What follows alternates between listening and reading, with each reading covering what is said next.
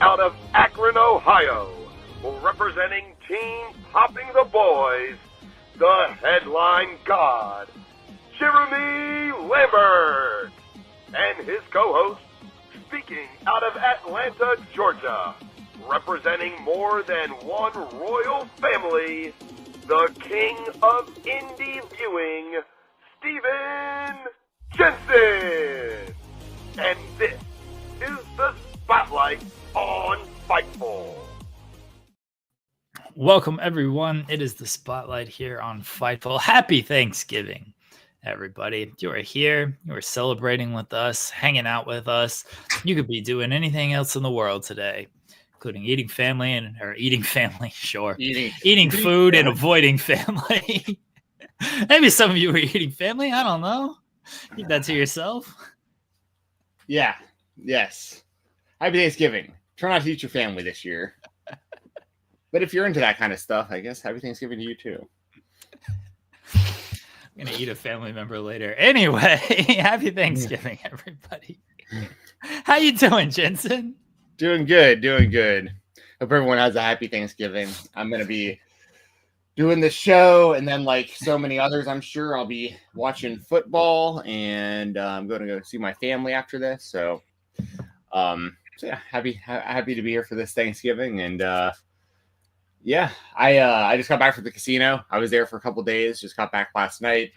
Had a good run there. So that went well. And it was nice to be doing the show a little bit later today. Neither of us had to wake up super early, so a little bit later of a episode. Will probably go until about noon or 12:30 or so for you guys Eastern time. And it's good to see everyone in the chat here as well. Happy Thanksgiving to y'all. And yeah, we were a little bit late, but that was Well, we were only like 2.5 hours late or something than we normally are. So only 2.5 hours. People are used to tuning in at 10 o'clock for In the Weeds. So hopefully, they're just they're on schedule. They know, it's 10, Fightful overbooked. I know I'm going to get a show. So it's up. There you go. Exactly. We don't even have anything planned today for y'all. We just figured we come on here live. One of the topics today that I'll bring up in a bit when we talk indies is going to be Tim Bosby just became the Action Wrestling World Champion. There was like a whole bunch of stuff that went down over like the last week with Action Wrestling. Just a few weeks ago, Bobby Flacco was on the show as the new champion who had just defeated Manders. Since then, at an untelevised event in Fayetteville, Georgia, Bobby Flacco lost the title to Warhorse. And then the next night, Warhorse lost the title to Tim Bosby at TWE to become the Action Champion. The reason I'm bringing all this up is because there is no guest this week, but the plan next week is to have Tim Bosby on the show for an interview. So no interview this week. I don't know if anyone's going to jump on with us live or anything. I've been totally out of the loop the last few days while I was off gambling. So, but yeah, nothing planned today, but we were going to talk a bunch of wrestling. I mean, there's plenty of stuff to talk about. We got Survivor Series coming up. We just had Full Gear, obviously the Ricky Starks stuff. Yeah, allegedly. It was funny because I was making the thumbnail for the show today, and I was like, should I put Mox and Orange Cassidy or like Osprey and Fletcher or what? And I was like, I gotta put the Costco guys in there. Yeah, they created more buzz than anything else on this show, which is absolutely insane. But that was the main event right there. And before we get into everything, let me go ahead and get some extracurriculars out of the way. Leave a thumbs up on the video. Yeah, if you'd like to, everybody, that helps us out. Subscribe to the channel, that helps us out. If you're listening on audio, yes, I will upload this audio. Listening on Spotify, iTunes, wherever you might listen to your audio feed, give us a 5-star review. That helps us out. Leave us a super chat if you would like. Get your question, comment, statement read on the air. That helps us out. So let us know what you're thankful for, whether it be in wrestling or just in life here on Thanksgiving. We had a special guest today, Jensen. So we do have someone to join us. All right, hold on. You hear this rustling go around. This right here, this is a special friend who is here every single day, but he's also always here for Thanksgiving. This right here, this is Gobbles. His name is Gobbles. That's the name of Timmy's turkey, hon. Don't know what you're talking about. Nope, not a reference to that at all. Nope, this is just Gobbles. Oh my gosh. I've got the Funko Pop. One of 500 kids here, but yes, this is Gobbles. All I can do is say his own name. That's it. Everyone say hi to Gobbles. Gobbles, Gobbles. Gobbles. Hey, Gobbles. So how's what's Gobbles and you do for Thanksgiving? What kind of food do you guys do? We don't eat turkey because you should not eat family members, as we've discussed already. Yeah. We've already gone through that. Yeah. So no turkey for Gobbles, but no turkey. We hang out. We eat some ham. We don't care about the pigs around here, but we protect the turkeys. We hang out. We watch some football, right, Gobbles? Gobbles. Watch some football. Eat a lot of side dishes, mashed potatoes, corn, things of that nature, mac and cheese, rolls. What are your favorite side dishes, Jensen? What are your favorite side dishes in the chat? So, and I don't know how controversial these will be because I feel like Thanksgiving stuff is so like people have such strong opinions on what is and isn't good for Thanksgiving. I like a little bit of everything. I love green bean casserole. And it's like the only time of year that I eat it pretty much is on Thanksgiving. I know that one's kind of polarizing, but I love it. I love mashed potatoes, but I also love sweet potatoes. So like I don't really have an opinion on one versus the other, but obviously I pour gravy on everything. I like cranberries, but we just do like the canned cranberry stuff, like pretty simple with that. We do turkey. Sorry, Gobbles. We do turkey. And trying to think of what else we'll usually have some sort of like mac and cheese up there, some sort of like green beans or something or other. But my main thing is the green bean casserole is like my favorite side probably. What about you? Gobbles.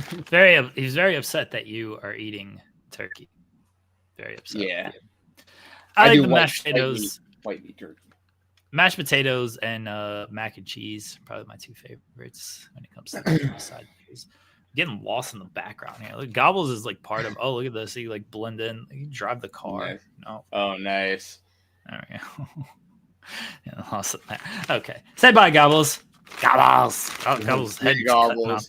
Gobbles. Yeah, that's the last time we ever saw Gobbles. He wound up on the Thanksgiving. No, Gobble. No, absolutely not. No, let's not say these things. You're gonna offend. You're gonna offend here. Gobbles will be back next year. He's always present around here. He's the.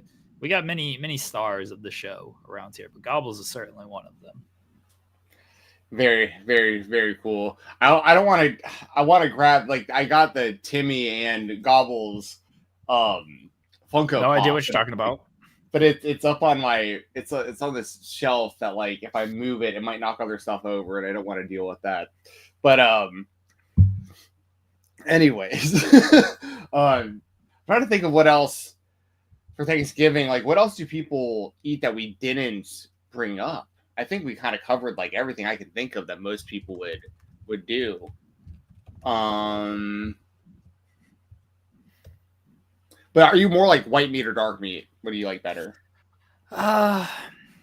More white. Mm-hmm. Yeah. I am too. The rest of my family is dark. But I'm not picky, honestly. Like I'm not picky. Like I just enjoy turkey. So I'll take whatever's in front of me. For example, you pour gravy on everything. Oh, I didn't mention stuffing. I like stuffing too. That one's kind of polarizing also. Yeah. It's also when I literally only eat it for Thanksgiving though. It's funny because it's like I get excited. I'm like, oh, I'm gonna get that stuffing and like pour gravy all over. I'm gonna get that green bean casserole, blah blah blah. And then like I think about it and I'm like, I could get this stuff and make it like throughout the year if I wanted. You know what I mean? Like, yeah. But it's like for whatever reason, there's just like these things that are just like I rarely ever am just eating straight cranberries. You know what I mean? Or cranberry sauce or whatever. But like on Thanksgiving, I put like a big glob of it on the side of my plate. I'm like, why am I not doing this like throughout the year? I like this, you know? I've been cooking a lot more lately, but mainly like crock pot stuff. So it's like really easy meals and stuff like that. But might so when someone say burned biscuits, I don't know what burned is that. Burned? What does burned mean for the biscuit? Maybe it's just biscuits, but a little toasty, a little burned. Yeah. I mean, if that's the case, I'm into that. I like to I like to kind of get a little bit of a crunch in a lot of my stuff. And I'm from the South, you know what I mean? I'm definitely all about the like biscuits and gravy type stuff is like, that's my jam. Like that's jam's literally my jam. I love breakfast foods. My favorite type of foods are breakfast foods. Like I love biscuits and gravy and eggs and bacon and sausage and all that kind of stuff. That's my stuff all day. Just biscuits, a little toasty, says Power Driver Finisher. Yeah, that sounds. Yeah, I'm all about that. King's Hawaiian rolls. So yeah, T5 is great. I didn't mention that. That's 100% going to be on the table today. I use that as almost like as a sponge, where it's like once like I've got like stuff over my plate that I like can't like get with my silverware. I just use the Hawaiian roll, scoop it on up. King's Hawaiian, that's a very good call. That's on a lot of people's plates, I think, for tables, I should say, for almost like for Halloween, for Thanksgiving. It's kind of like the leftovers of Thanksgiving. Like everything eating on Thanksgiving is like fine, but you go back for the second plate or the next day when you still just got more turkey and ham and whatever else you might have, and mac and cheese and corn, mashed potatoes. I don't like the green bean casserole so much. Rolls, I'll eat rolls all day. But I didn't even mention the corn. I love corn too. We do that. We throw some corn on there. I know green bean casserole. It's like it's a love it or hate it type thing, and it's even that way at the table that I'm at with my family. Not everyone loves it, but they make it for me because they know I like it. So, these are all good. I'm trying to see if there's anything else. Stuffing, oyster dressing, jambalaya. See that kind of stuff. What? I like that kind of. Well, stuffing we already mentioned. Oyster dressing, I don't know exactly what that is. Jambalaya, or are you saying jambalaya? Is that any different? Is that how you spell jambalaya? I think it's jambalaya. Pretty sure it's jambalaya. Yeah. I don't know. We talk about wrestling soon. Power Hour Finisher says, does anyone do fruit salad? Not for Thanksgiving, but I do love fruit salad. Like that's one of my kind of like go-to snacks for like everyday type stuff. I love fruit. I could be a vegetarian pretty easily if like on like fruits and vegetables pretty much, or a pescatarian. I eat a decent amount of fish. That'd be kind of tough to give up. Like I've tried going vegan and vegetarian in the past and stuff, but like just like the lack of protein and stuff, like it makes me feel, I can tell that I'm not eating protein basically. So I wind up always going back, but I like that concept of if they could ever get to a point of like the Impossible meats or whatever actually tasting like the legitimate meats, like I would totally make the switch, but they haven't been able to do that. T5 the Great says chicken and sausage jambalaya. So like that's not a Thanksgiving thing for us, but that's something I would definitely eat any other time of the year. 100%. I love that type. That's like a New Orleans type style of food. I love New Orleans food. That's the city of New Orleans is kind of trash. I'm sorry to say. I've been there a few times. I've had a good time every time I've been there, but like I could never ever live there. But the food is fantastic. The fried food, the jambalaya. I had I don't know if you ever had boudin balls before, but like I think when I went to New Orleans, I did. Yeah, but I went to New Orleans one of the times you did as well, and that was for WrestleMania. 2014. Yeah, that was 2014.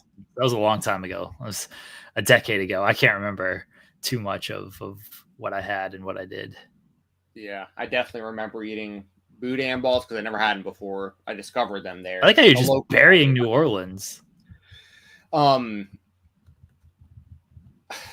mean, my experiences in New Orleans, to be fair, is mainly like Bourbon Street. So it's like I had a great time, and then it just becomes too much, and then it's just like I need to get the hell out of here, and I need to not come back for a few years. Like I'll just let you all read between the lines with all that, but it's like too good of a time. But I don't actually like the city either. Like I don't really. It's just not really for me. Like, I don't know. I wouldn't want to live in the city of Atlanta either. Like, I guess to be fair, like I live outside of the city. I live in the suburbs. I like to go into the city when I need to. But in New Orleans, it was just kind of like, it felt like everything was like kind of downtown that people were doing. And I was like, dude, I could never do this on a regular basis. It's like almost like Nashville to a degree too. Like, I love the city of Nashville. I love the suburbs of Nashville where I used to live. And Broadway is a really, really fun street, but it's gotten to become such a tourist trap. And it's like just so many people. It's just not fun anymore. You know, just like, I don't know. That's a whole other conversation in itself. I feel like that's anywhere when it comes to downtown. Like when it, because I've been to Nashville and Broadway. And it's like, if you do it like once, it seems cool. It's not my speed. My speed is very slow. So I'm not going out every night, drinking every night. Like if you that's something you're into, then hey, New Orleans, Nashville, like you got spots to do all that. I prefer very comfy and not all of that. So I could do like living on the outside part of that, and then like maybe once in a while go down there. But yeah, it's just different speeds. I'm not gonna bury New Orleans. I've only been there once. Yeah. Both the times I went to New Orleans, it was pretty similar. But that was also back when I was drinking heavily. Like I really hardly drink at all nowadays. So like I'd be in the same kind of boat as you, where I'd really just want to find a place to hang out. Anyway. What else we got? We got Terrence Sullivan in the chat with his Thanksgiving stuff. So we got turkey, honey baked ham. That's a good one. We don't do ham, I don't think, usually, but we should, but for whatever reason, my family just doesn't. Mac and cheese, collard greens. I love collard greens. We don't do that for Thanksgiving, but I eat collard greens usually a couple times a week. Sweet potato pie. That sounds really good. That's similar to we do sweet potatoes. Dressing, which I guess we mean, gravy and dressing being different. What's the difference between dressing and gravy? Is dressing like stuffing, and then mashed potatoes topped with bacon and gravy? That's good. We don't do bacon in our mashed potatoes, but that's something I would do if it was available. That's a good list, Terrence. I think you got a pretty damn good Thanksgiving list there in the chat. Yeah, Terrence is eating well on Thanksgiving. All right, we can get into some wrestling if we must. No, dressing is stuffing. Dressing is stuffing. Yeah, okay. Which is what I didn't think he was. I mean, maybe, but I didn't think he was like. When I think of dressing, I think of salad dressing, and think that was Thanksgiving. I mean, maybe I assume some balsamic vinaigrette. There's some balsamic vinaigrette on your mashed potatoes. Yeah. A little Caesar dressing. Where do you want to start with wrestling? Do you want to look at Full Gear? Let's Let's start with the biggest thing of the week. Okay. The greatest worker of all time. Boom! Nice. Big Boom AJ working AEW Full Gear with a broken freaking foot. Yeah. Beating QT Marshall, bringing the Boom. The Rizzler bringing the Riz, Big Justice with a better spear than Braun Breaker, Goldberg, and anybody else who's ever hit a spear in their entire life. This is my match of the year. I don't know about you, but this is my match of the year. Yeah. So I'll say this. They got a massive crowd reaction, right? I mean, they out popped most of the show. I mean, everyone. And it was really well done. I'm not going to sit here and like knock the match. Like that really went off like the best it could have, to be honest. I mean, they didn't blow important spots. And now I'll say this, okay? This might come off as a little controversial. I don't know. Might piss some people off with this take. I doubt it. I feel like I'm just pointing out the obvious. So this doesn't just apply to AEW, by the way. This applies to anything that they couldn't call them the Costco guys on the show for like sponsorship purposes, probably. So they were like, y'all know these people from a big chain of stores. But I'm gonna call them the Costco guys because everyone knows them. So and we're not sponsored by Costco guys. Surprisingly, we're not sponsored by Costco here on the show. But speaking of sponsorships, I talked to Wrestle Rumble. If you got, we'll give away a free Wrestle Rumble entry on the show today too. I'll pick a random name out of the chat before we leave and give you a free entry to Wrestle Rumble. I'm not going to do 3 today because I didn't advertise it or anything. But we'll do 1 today randomly for just somebody who's in here on Thanksgiving as a Thanksgiving gift. But anyway, the Costco guys. Okay, so what I was going to say about. I feel like every time the 3 of these guys do anything, whether it's AEW or a talk show or any kind of appearance that they're a part of, they're sitting this family down and they're being like, every opportunity you get, you yell boom, you yell doom, like you do the thing.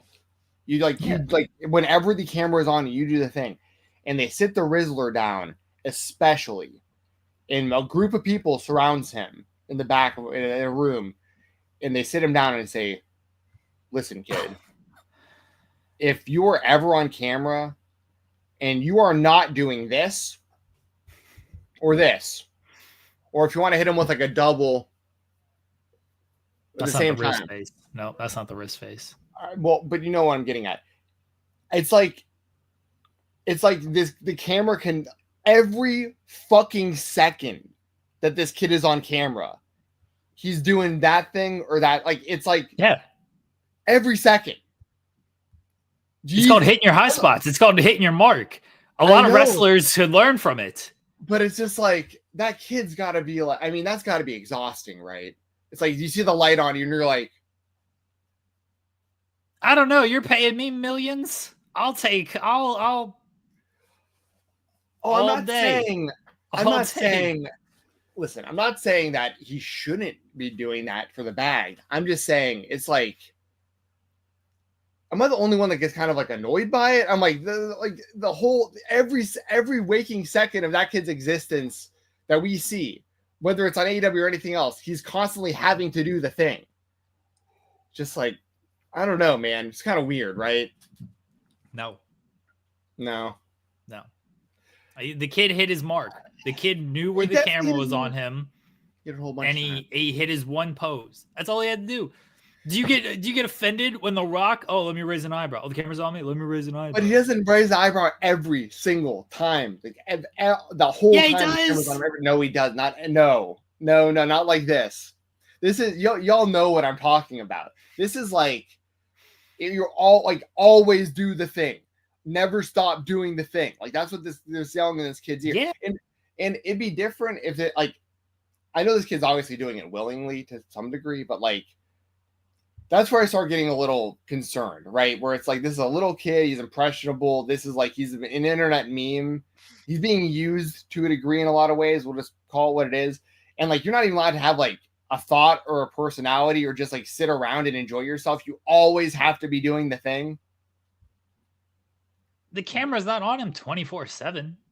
But every time it is, he has to do the pose. Every time. Nonstop. Like that's got like, I don't know. It weirds me out. It weirds me out. Thousands of dollars. Yeah. He's fine with hitting the pose. Then I'm fine with it. I don't know. Let's get the Rizzler on and be like, hey, do you enjoy hitting this pose every single second?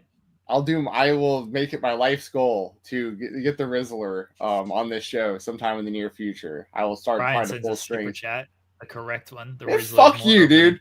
Wow. The deal said the Rizzler is mega over. The Rizzler is more. I'll say this: the Rizzler is more over than Cody when he was in AEW. The Rizzler was the most over person on this show. This was the match of the year. Chat. I kid. I know. I hope you're joking, but maybe you're not. I don't think he's telling the truth. What's the joke? I don't know what the joke is. The Rizzler is more over than Cody Rhodes right now. Yeah. Cody Rhodes is the most over wrestler we've had like in a very long time. Cody Rhodes is not even the most over guy on his own show. Oh, come on. Oh, are we getting into this conversation? Wait, Roman's more over? Roman, LA Knight, CM Punk. No. Jey Uso. No, those guys are all over, but I like Cody. Solo Roman's the only one that's questionable. Roman's the only one that's questionable. Questionable? It's not a question at all. Who's the main event? Well, for this show that Cody's not even on? For every single show Cody has been on. Well, at Bad Blood, that was a little. I was a little shocked by that. Because the tribal chief. Yeah, feel free to hold that up for the next 10 minutes. Tribal chief. The Rizzler is more over than Cody Rhodes, says Ryan. Yeah. Ryan, I do appreciate you hanging out and enjoying the show and being in the chat. You're gonna run off Ryan. Don't do that. No, I'm not trying to run people off the show. You can have your opinions, but I feel like the only reason Your opinion's correct, right? Don't let. But I feel like the only reason anyone would say that is because they know I'm a Cody fan. Because otherwise, you wouldn't compare them to Cody Rhodes. Correct. Ryan's correct. You are correct, Ryan. Like the Rizzler was the most over guy on the show, and the match was the best match on the show. What match was better than this? What match did you personally enjoy? Kyle Fletcher. Oh, were they kicked out of 300 tombstones? I mean, if you're going to sit here and say that they buried the business because of, I mean, now you become an old curmudgeon. No, listen, I honestly, I unironically understand if somebody enjoyed the Costco guys match more than anything else on the show. Like, I legitimately believe that there are people that enjoyed the Costco guys more than me anything on the pay-per-view. I believe it. And I'm not, and dude, they were like, not, I'll stand by, Ospreay and Fletcher was better than that. But honestly, the Costco guys match was better than a decent amount of the stuff on the show. Like, I'm not going to even front and say like it sucked or wasn't. Like, it was good. It was very well done. Yeah, no, it was very well done. Objectively did not suck. It didn't. It legitimately didn't. And Big Boom AJ, I give him a lot of credit. Well, no, Big Boom AJ. Big Boom AJ. Forget their names. He's the older one. Yeah, AJ. Big Boom AJ is the guy who wrestled. Big Justice is the guy who delivered a better spear. That's why I get than every wrestler ever.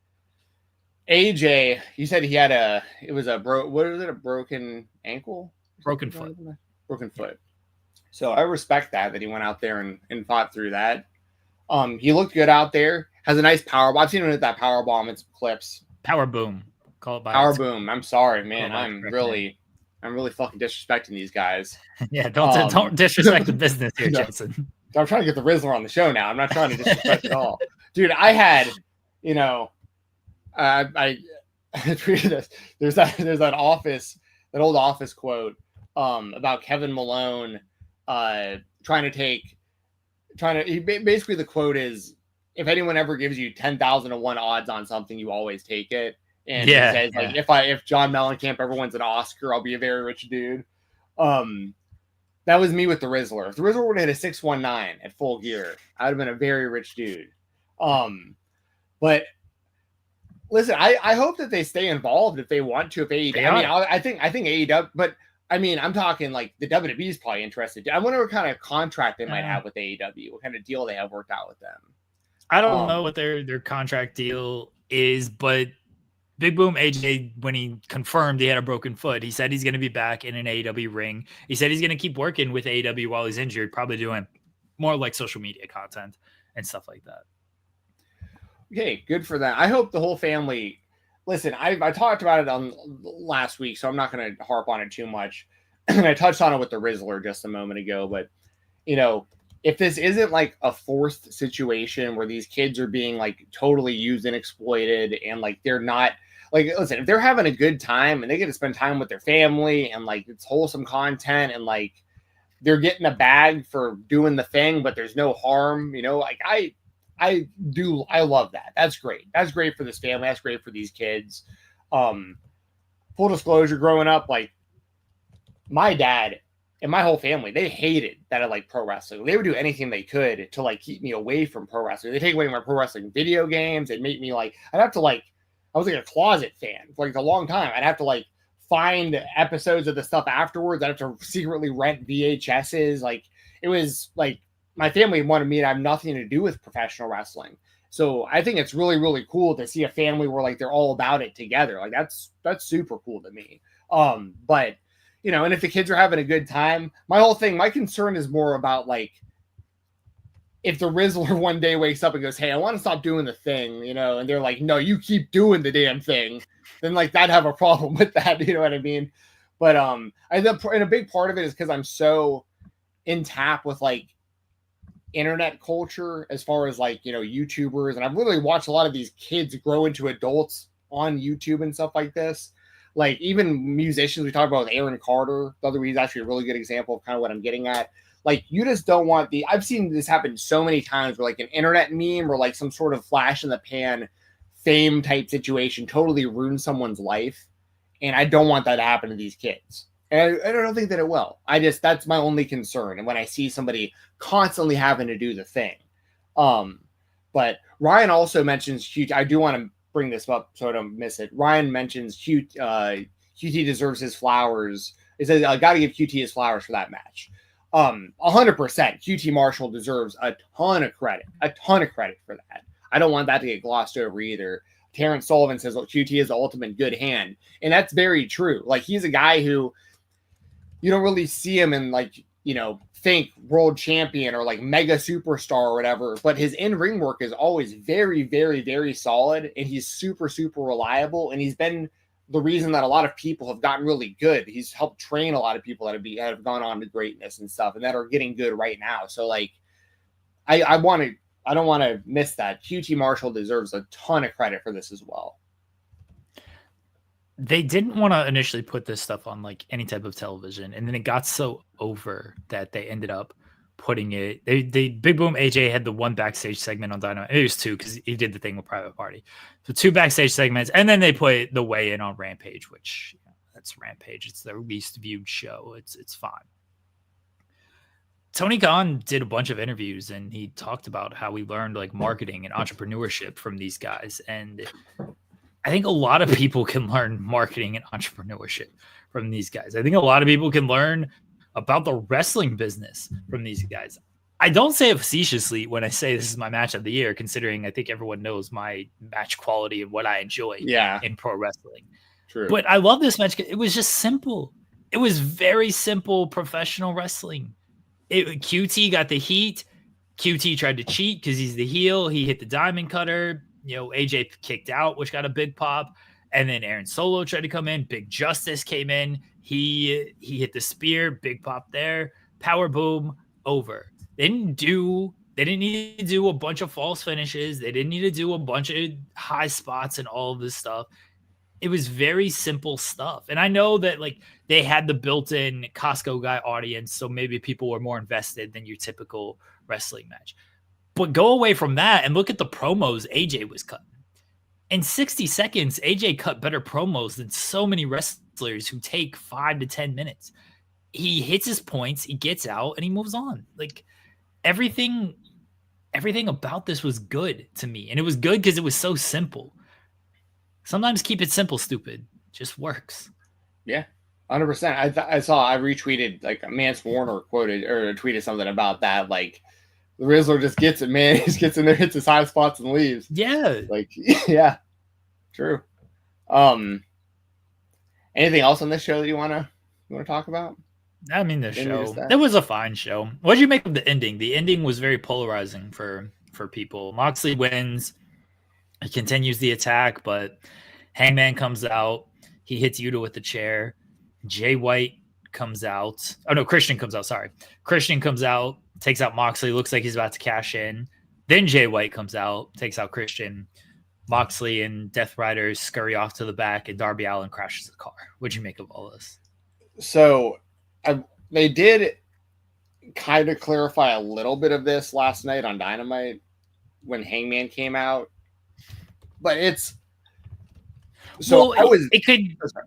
I know Hangman kind of clarified it, but it was also kind of clear in the moment where it's Christian says like, "I'll give you the first shot," so that's why Hangman like stepped aside. Right. Okay. So that it's confusing because like we had just seen Hangman lose to Switchblade, which I didn't expect to see. Like, I really thought Hangman was going to win. And then it's like coming off a loss right back into the title mix to potentially become the champion right away. I mean, I know there's a lot of layers to this stuff, obviously, because like Switchblade has like a really good record against Hangman.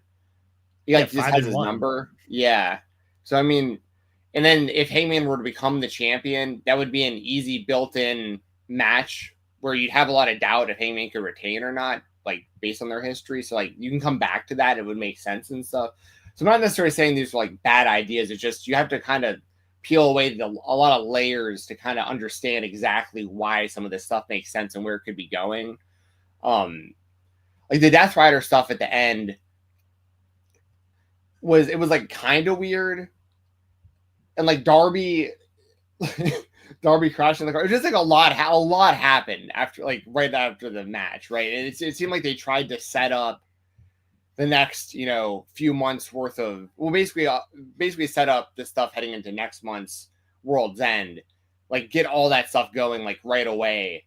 But then Darby lost last night. Well, Darby's in the Continental Classic, so he's not going to get a title shot against Moxley at World's End anyway. It looks like for World's End, if they're setting up anything, it's Moxley and potentially a 4-way with Christian, Hangman, and Jay White, or just Moxley and Jay White. Those are the only, maybe a 3-way between Jay White and Hangman. Hangman, I love Hangman. Back-to-back pay-per-view losses don't really scream you should be in a world title match now. Not like, I know AEW has kind of gone away from, hey, your record matters and wins and losses matter so much.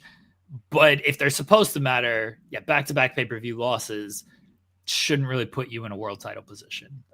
He's probably going to get some victories on Collision and Dynamite. He's supposed to face Wheeler Yuta on Dynamite or on Collision this week. I imagine Hangman's going to win that match. I've not read the spoilers. I'm not giving away a spoiler. Logic tells me that Hangman's going to beat Wheeler Yuta in a singles match. So I imagine he will get some victories, but it shouldn't. I don't know. You're going to have to give him a few to make it viable for him in this world title match if they do a 4-way or a 3-way. Well, it's even weirder that he's taken so many losses lately coming off of the Swerve win. Yeah, that surprised me. It's like, I don't know. Like, Hangman's kind of bulletproof to where people are going to love him regardless. But after that Swerve feud, I don't know if I would have had him drop back-to-back pay-per-view matches. And now, like, I understand him being in this spot and going after Moxley, because that's one thing I did like about the ending is like, Moxley, I'm taking over, everybody's going to be a target. It's like, oh, well, now Moxley's the target. People are gunning for him. Like, that makes some sense. But Hangman is now, they're not baby facing him, but he's facing heels. Yuta's definitely a heel. And Hangman, who is kind of middle, depending on your viewpoint and everything. Again, the babyface and heel divide just sometimes doesn't work with the company, and them trying to establish a top babyface, it's been an issue for them. I always thought it should have been Hangman, but it's not right now. But now they're kind of babyfacing him by having him face the Death Riders, who are definitely heels, but he's also aligned with Christian, so that also makes him a heel. Right, and Christian being a heel is a weird dynamic because Moxley's a heel, so like it's a heel cashing in on a heel, which is like it's a heel move, but would get a babyface reaction because people would want to see Christian cash in and win. But then it's leading to, or we're supposed to lead to, him and Hangman. Hangman, I mean, I've been talking about it obviously for months at this point about how I view Hangman as a babyface throughout the whole Swerve storyline, and like even right now, like he's absolutely been presented way more as a heel lately. Like I like if I had to choose heel or babyface, I'd say he leans more heel. But what happened on Dynamite makes me think that he is. I mean, at least in the foreseeable future, it's going to be more. Like if he's going to be up against the Death Riders, he's going to be cheered as the babyface. And he already has a lot of the fans behind him. Like I think Hangman Page is the most interesting wrestler in AEW. He's one of my favorites. Like I'm not even necessarily saying these things are even bad things with the confusion. It's just, it is a different kind of style and presentation that they're doing with him than what I've seen really. Because usually by now the company has made it clear they're a good guy or a bad guy, but Hangman has just been so in the middle for so long now, and it just completely depends on the story and his opponent. But at the same time, that was kind of the case for Stone Cold Steve Austin for a while too, when you really think about it. Like, he was a heel and just kept getting babyface reactions, and they just never turned him. Then he just started fighting the bad guys, and people went nuts for it. And like, maybe I'm not saying like Hangman Page is Stone Cold Steve Austin, but what I am saying is like that same type of formula can kind of work where like if Hangman is just a total badass, like no matter who he's fighting, he's gonna get massive. Like, I guess my point is I don't really need him to even really necessarily be a heel or a babyface because he's so good at what he's doing, in my opinion. But it does make it weird, like when you're watching the show, because I was really thrown off at the end of Full Gear when the Death Riders attacked Hangman, because I was like, Hangman's a bad guy. This is going to make people want to cheer Hangman. You know? But like Jay White is a babyface, right? But kind of, it's such a weird, right? It's such a weird, it's all weird dynamic. This is, again, sort of an AEW problem that I've always had, is they haven't clearly defined some of the baby faces and heels, and like that can work in certain instances, but when it's up and down the entire card, that's where it gets a little bit muddy. Like, I think a character like Hangman works. Is he a baby face? Is he a heel? Well, it just depends on the story and the character. Fine. Roman Reigns, technically, is he a baby face or is he a heel? Like, which one is he? He still acts kind of the same. He's still just, hey, I'm going after Solo. But he hasn't changed from who he was when he was definitely a heel with the Tribal Chief. So the character is the same, but the people he's facing are so well defined. Like, Solo's definitely a heel. The people he's teaming with, Jey Uso, is so clearly a babyface that, okay, Roman, he gets a babyface reaction. Hangman, Jay White's not really defined because Jay White was a heel and then just came back and was a babyface. Jon Moxley's supposed to be a heel, but he's defined as a heel, but it's not fully working. It's not fully clicking with the Jon Moxley stuff. And here's an example. Of that. Here's an example. They do the big ending at Full Gear, and Darby Allin crashes the car, and he's like, I'm going to fight Moxley. They open the show last night. Darby Allin's like, you're not going to be able to take over this company because you're going to be dead. You're going to be friggin' dead. That's why you're not going to be able to take over this company. And then what happens in the middle of the show? Jon Moxley comes out. He attacks Jay White. They lay out Jay White. Bullet Club Gold, nowhere to be found. I don't know. Where was Juice Robinson in there? Nowhere to be found. Where was Darby Allin? We know Darby Allin was at the show. He wrestled in the main event.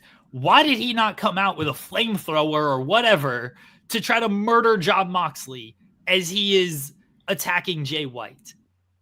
You can't tell me like, oh, he doesn't care.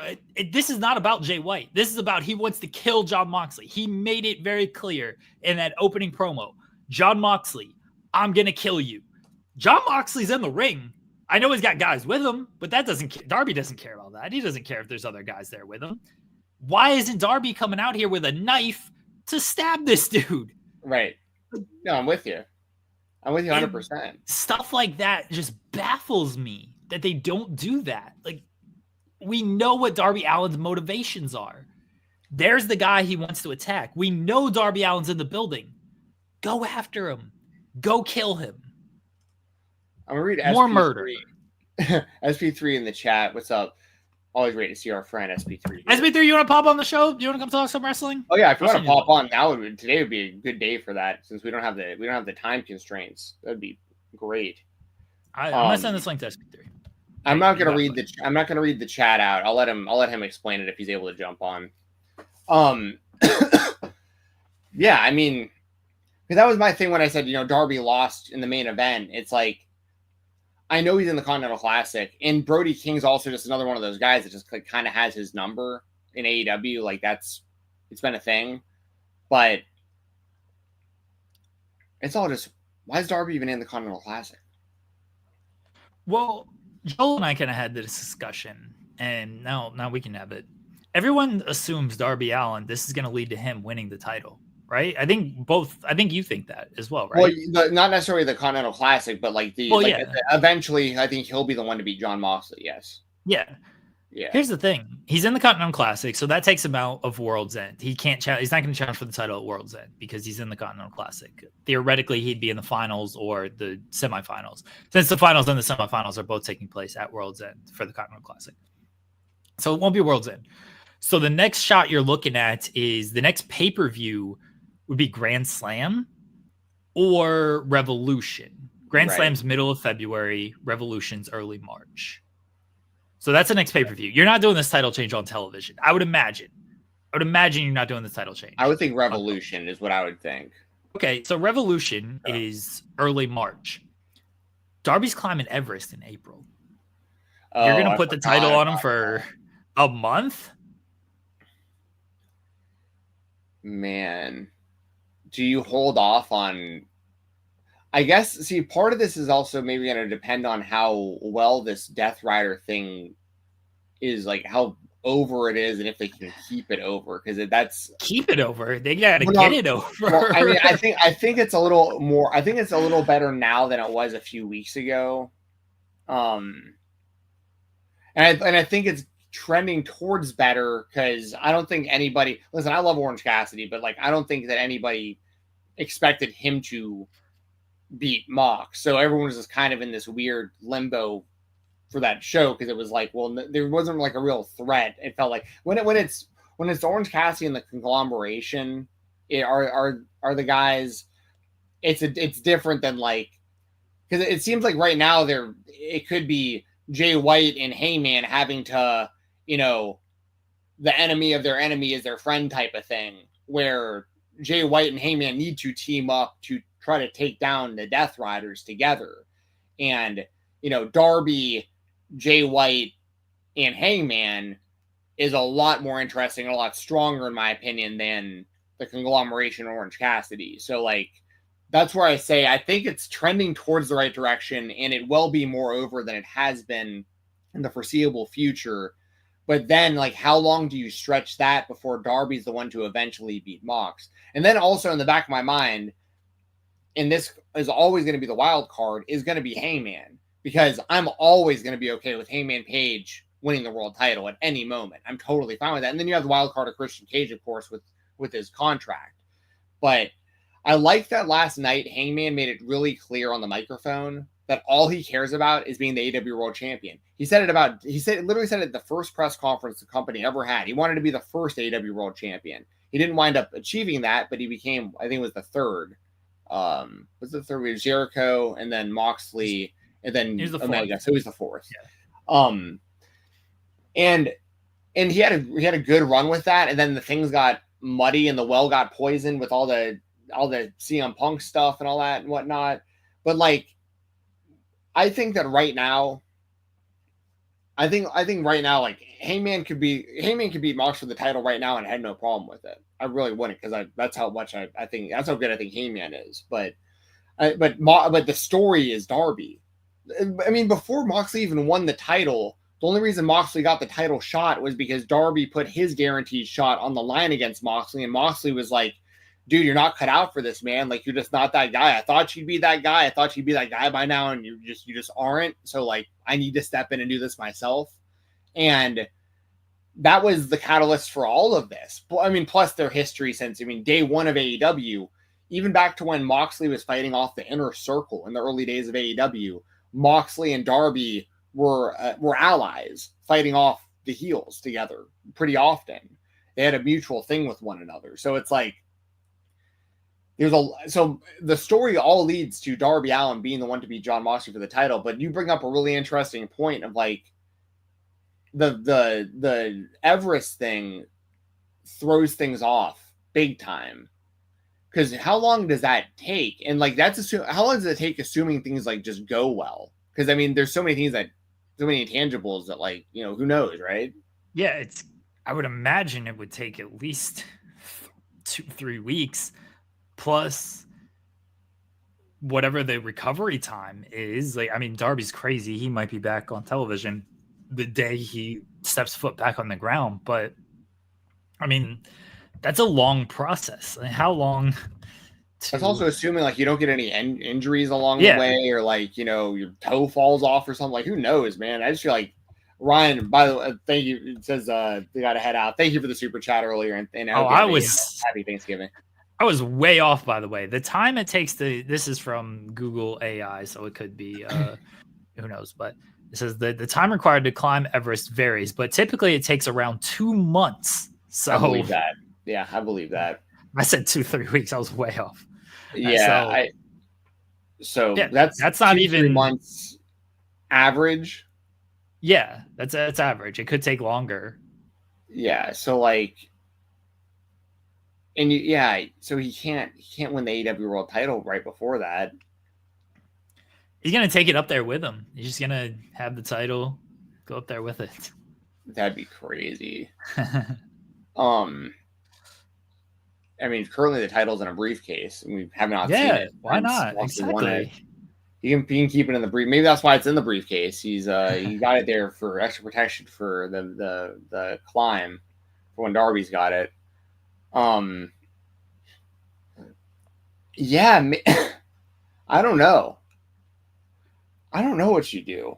That really throws things off because he was supposed to do this last year and then he got injured, right? So, yeah, he was supposed to do it after Revolution last year, which would have made some sense because they won the tag team titles, him and Sting, or they kept the tag team titles, right. And then they vacated him, so it was fine. So we could theoretically just go off of television and be okay. He got injured, so it was off of television anyway. But you can't I guess it's possible Darby wins the title and then Christian cashes in on him. That seems a little that seems like it sucks from Darby's perspective and we finally took down the guy who took over AEW, but now Christian just cashed in and now Christian's the champion. That feels like a weak conclusion to the Jon Moxley storyline. Yeah, because then it would be all about when Darby comes back, he's gonna get vengeance on Christian who wronged him after he had gotten vengeance on Jon Moxley. And then by then, Hangman's the champion anyway.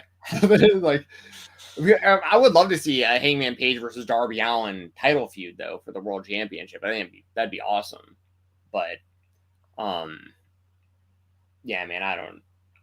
The Everest thing really throws off the timeline big time. SP3 is here. Yes. SP3, what up, dude? Happy Thanksgiving. How you doing, buddy? Happy Turkey Day, fellas. How's everything? It's going good. Thank you for joining us. All of us are a bunch of giant losers just here talking about wrestling on Thanksgiving. So on a national holiday, you losers. Yes. I'm not even supposed to be here. It's supposed to be my day off. My missus is gonna get mad at me, but it's okay. I know. I don't think you guys aren't doing an ROH post show or anything, right? No ROH post show. Yeah. We're doing our AEW Dynamite review on True Heel Heat tomorrow. So yeah, I was supposed to be off today, but you guys pulled my arm enough to make me come on here. Appreciate it. It's you didn't have to. Let's not act like you're forced here against your will or anything. I sent you the link to see if you would join us, and we appreciate you though. We appreciate it. Yeah, so I want to get your thoughts. Yeah, your thoughts on. Well, what did you want to start with, Jeremy? I wanted to get thoughts on the chats that he had, but you had something else in mind. No. I was defend this nonsense. I thought you were going to be defend Big Boom AJ. I thought you were going to go totally off the. I assume SP3 is smartly thinking Big Boom AJ is the greatest worker of all time. I mean, otherwise, then yeah, we might have to battle here if you think Big Boom AJ is not the best worker ever. But I'll let you take it away, SP3. What do you want? The fact that my good friend Stephen Jensen had to basically come up with an argument for why Will Ospreay versus Kyle Fletcher is better than Big Boom AJ versus QT Marshall is why this show is one of the most entertaining out there, guys. You should watch it every single week because you have someone like Jeremy who loves and adores awful wrestling or mediocre wrestling. Or mid-level celebrity wrestling, like we saw on the 0 Hour preview. Mid-level. I mean, look, it was not. I will say it was not Sami Zayn and Johnny Knoxville, arguably the greatest match of all time, but it was still better than anything else on Full Gear. If I want to go watch guys That's outrageous. If I want to go watch, that's guys outrageous. kick out of, That's outrageous. And I'm gonna throw this in. I know nobody else is, but a little bit chauvinist when Mercedes Moné has the best match of her AEW career, and you're saying Big Boob AJ had a better match than her. That's a little chauvinist to me. Wow, I can't believe you're calling me out on that. Yeah, just a smidge. That was Mercedes. That was Mercedes' best match by far in AEW. That was the second best match on the show. I will say. And Chris Statlander deserves credit too. Yeah, Statlander. That was the best match on the pay-per-view. Mercedes and Statlander. No, Ospreay to catch Ospreay and Kyle Fletcher. Right? If I want to watch guys kick out of tombstones on steel steps and hanging drop pile drivers. Yeah, he hit the tombstone on the steel steps. He got in the ring, and then he hit a hanging drop pile driver, and Ospreay kicked out. Because that hanging drop pile driver only beats losers like Angelico on ROH. It never beat anyone on AEW television. I'm not wrong. That negated the tombstone on the steel steps because that negated never beats. Yes, it never beats anybody. So Will just had enough energy. Negated. If I want to watch that stuff, I'll go watch a random indie match, and so they can get their "This is awesome" chant by 10 people in the crowd. I don't need to watch it on national television. Big Boom AJ throwing great working punches. 10,000 people. They were going crazy for this match. Big Boom AJ throwing great working punches. Mercedes biting Chris Statlander, which rolled. I'm always an advocate, by the way. If you're in a submission and you can pull hair, if you can pinch somebody, if you can bite somebody, yeah, that's smart-ass tactics right there. Mercedes is the smartest person in AEW. She dropped Camille. Camille's useless ass. Are you stupid or are you dumb? Dumb as hell. And that's why she got dropped. Dude, that whole pairing did not last long. People tried to defend that yesterday. People tried to defend that on my social media because I posted that clip and I was like, well, that partnership accomplished nothing, but we got this clip, so it's a win. And people are like, well, what did you expect? What did you want them to do? I don't know. I didn't pair them up. I wanted them, at least when they got paired up, I wanted them to at least be paired up for a decent amount of time, for AEW to try to form a connection between them and a connection for the fans to hate them at least. But they didn't even do that. They pretty much buried them. Like, as soon as they had a chance, they were booking Camille like she was a Bullwinkle villain. Yeah. They booked Camille. This was so hilarious. This was so funny to me. Again, people were like, oh, what did you expect them to do? Oh, we got Camille and Mercedes out of this. Aren't you excited? No, I'm not excited for this. She hasn't beaten anybody. The one big match she had was against Chris Statlander, which she lost. And then Mercedes beat Chris Statlander. Please explain to me why I'm supposed to be excited for Camille and Mercedes based off of this. So like, oh, well, Camille would still be sitting at home if it wasn't for this. That's not my choice. I'm not the one booking her. They could have literally put her in anything else. Why this was hilarious to me, though, is on the pre-show.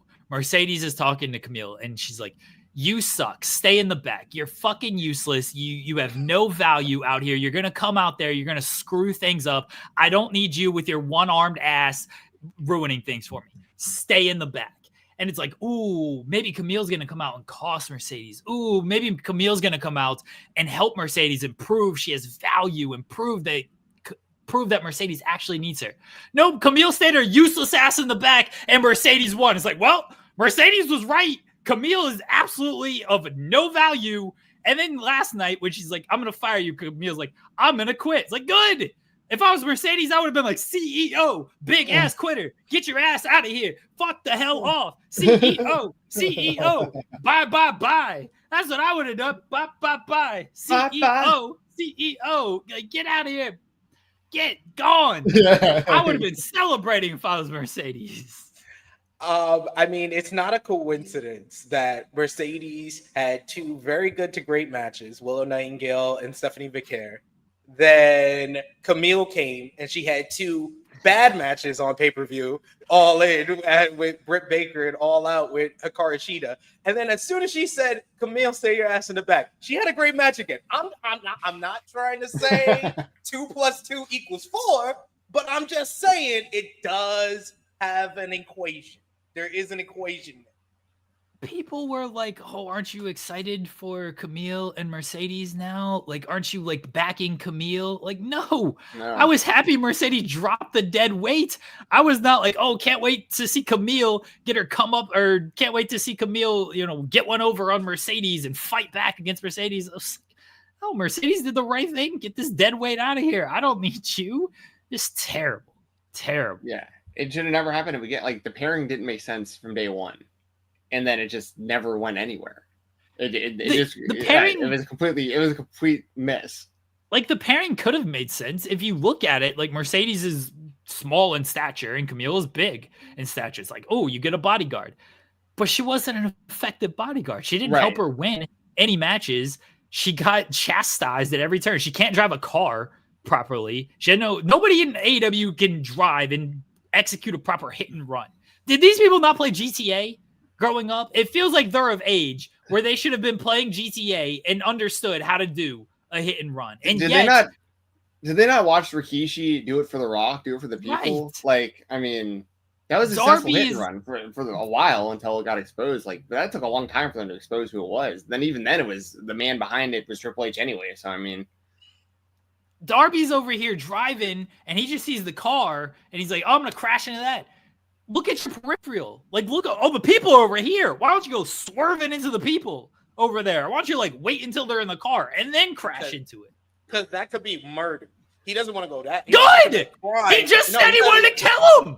He wants to commit a crime, but, he doesn't want to kill everybody. He just wants to kill John Moxley. He said he wanted to kill them. Go kill him. No, he said he wanted to kill Moxley. Well, if other people got to die in the process, then they got to die as well. No. Batman has his rules. So does Sting. So does Darby Allin. That's the chain. Darby Allin doesn't have rules. Did you say the chain of command is Batman to Sting to Darby Allin? I mean, Sting should have been Batman, if we're being honest here. No, Batman is the predecessor for what Sting accomplished, and then Sting passed it on to his Robin, Darby Allin. Right. He should have murdered all of them. No. He should have killed all of them. You talking like Batman year one. No. This is Darby's 5th year. No jury's going to convict Darby Allin? I think they would. You see that guy coming into the court? I'm saying guilty immediately if I'm in the jury. Wow. Don't judge a book by its cover. Don't judge a man by his half face paint. SP3. Just saying. Darby Allin just has to take the witness stand and be like, Your Honor, these men tried to suffocate and kill Bryan Danielson. They ended Bryan Danielson's full-time. Oh, all right. You know what? Not guilty. Not guilty. He who does not feel Darby Allin is not real to me. Tried to kill him that night. Nah, because that's premeditated assault if he does it after the night. But if he had tried to kill him at Wrestle Dream, that's that's basically you're saving a life. Here's where Darby screwed up. You try to set it up afterwards, that's premeditated assault, premeditated murder.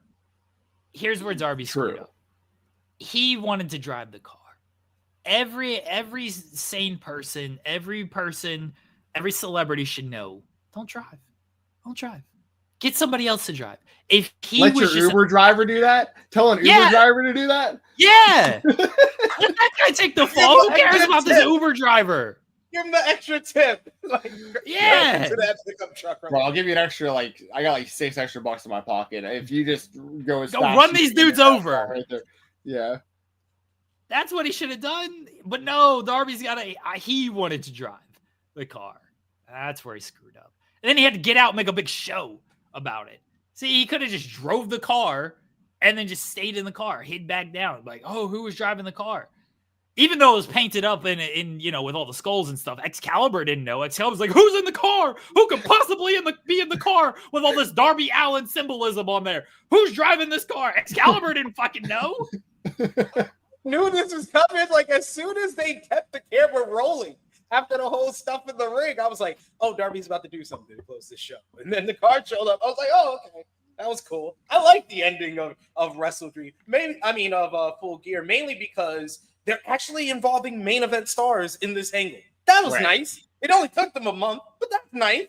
That's nice to actually involve in Hangman Adam Page and Switchblade Jay White and Christian Cage into this whole storyline, because that's what's been missing. That's what a lot of people haven't connected or haven't got over with this whole group, is because it seems devoid of any of the top stars. Adam Cole came out at the end of Wrestle Dream, and he's been paying more attention to MJF, the guy he betrayed, and been trying to explain to us for 5 weeks now why MJF is a scumbag. Sir, we know why. You need to explain why you're not a scumbag, even though you were the devil attacking people from behind. You still have not explained that. I would like an explanation. Adam Dude, Cole should that have. story's so bad. It's so bad. Like, literally, I'm live tweeting Dynamite last night, and I completely zoned out and did not tweet about that Adam Cole segment. I was like, I'm so, like, not even involved. Then when MJF says, oh, we're doing the Dynamite Dozen Battle Royal, I was like, oh, so that's how they're going to join the Battle Royal to get a match with MJF, because y'all can't do 2 back-to-back gauntlets to MJF storyline. So now you have a different way. Nice. That's fine. Just get this over with, please. You know what doesn't make sense, but besides a lot of things with this whole thing. But Adam Cole does a promo. I was like, I don't want my friends fighting this battle, blah, blah, blah, blah, blah. And then Kyle O'Reilly comes out. I was like, MJF, I want to fight you. Why does Kyle O'Reilly care? Dude. Why isn't Kyle O'Reilly like, yeah, dude, you fucked with this guy's life and were the devil. You should want to face him. You should face him. This doesn't concern me at all. I was out injured during this time. This doesn't concern me. Good. Go face him. Why does he want to face it? Because of, MJF Roderick injured Strong. Roderick Strong. But O'Reilly and Roderick Strong were feuding with each other at the beginning of the year. Like, none of this is connected. If I was Adam Cole the night after Wrestle Dream, he came out at the end, like you mentioned, SP3. He came out at the end to show concern with Bryan Danielson, and then he opens the following Dynamite, makes no mention of Bryan Danielson. He should have pivoted. He should have just gone out there and been like, MJF, I'm not too worried about you. Jon Moxley, you injured Bryan Danielson. You injured Bryan. You took out Bryan Danielson. You ended his full-time career. My focus is on you. I want that AEW world title. That was always my goal in the first place, to get the title off MJF and to keep it and to take it for myself. That is still my goal, to take that AEW world title. Just pay MJF no mind. Just let him. You just came up with 2 better ways to make that promo from last week better. Kyle O'Reilly should have came out and been like, Cole, you're so obsessed with MJF. You don't see this group is trying to take over and take down this company. I thought your whole goal, the whole reason why you betrayed MJF is to get to the AEW World Championship. And now the guy holding the AEW World Championship is trying to tear down this company that you're going to go backstage after your match and say, I love so much, but I have no care for it because I'm over here worried about MJF, who's not even here. Like, he never shows up. Yeah. He never shows up. Hey everyone, sorry, I was playing piano over here, and it's like. But I was like, you could tie it all together. Kyle O'Reilly is in the conglomeration. The conglomeration is feuding with the Death Riders. Why didn't Kyle O'Reilly mention anything about the Death Riders or Jon Moxley when he got back involved in the storyline? What he was right to question why Adam Cole is so obsessed with MJF. He just didn't have a good reason for something else he should be focused on. And that's what they could have done to kind of tie this all together and then make this look like an actual threat to AEW. Because I'll tell you one thing, the reason why the Death Rider storyline is not connecting it with everybody is because the first month of the Elite storyline was more overarching. They're taking over this company than this Death Riders thing has been. And it started in September. We're going on like 3 months of this thing, and they still are not like the main focus of AEW television to me. They feel like they get one focal storyline kind of segment on each episode of Dynamite. But you remember the Elite's first month? They're in the first segment. They're getting involved with Swerve and Christian Cage. They did the big final segments every single week that were memorable going into Double or Nothing. Like, they were all over the show, and that's what the Death Riders should be. But they haven't been that since like the first week after Wrestle Dream. It's just been like, we're going to do one segment, either beginning of the show, middle of the show, or end of the show, but that's it. It's not really the focal point because we got to focus on the Hurt Syndicate over here. We got to focus on the Undisputed Era drama, which I'm sorry, trying to bring back the Undisputed Era is like, and Jeremy will get this the most. It's like the Los Angeles Clippers trying to go out there with Kawhi Leonard and Paul George this year. Dude, this shit been over since 2021. Why are you still trying this? It's time to cut bait and move on. Like, why are we still doing this? Dude, yeah, we were talking about collateral damage, like Darby running into a car and stuff. Like, collateral damage is Kyle O'Reilly getting crickets when he walks out to the ring. I mean, that's so sad to see. A guy like Kyle O'Reilly, who's that good, who's been around this long, getting just literally no crowd reaction at all for anything he's doing because he's involved with this. Like, when Adam Cole was like, I'm going to be in the Dynamite Dozen Battle Royal, the crowd's like, right? And then O'Reilly's like, I'm going to be in it too. And the crowd was even more so like, yeah. And then I thought about jumping on Twitter and being like, I declare that I will be in the Battle Royal. Like, if that's how we're getting in, let's just say that we're in. Dude, I mean, we've talked about it for months, how bad I think the Undisputed Kingdom thing is. So I won't go down that rabbit hole again, but it just keeps getting worse and lamer. And I care about it less now than I did a few weeks ago. And like, they're trying to stretch this to World's End to make it they've gotten so cute with it, right? They're like, okay, well, the Devil reveal was at World's End last year, so we got to make the big match between the two.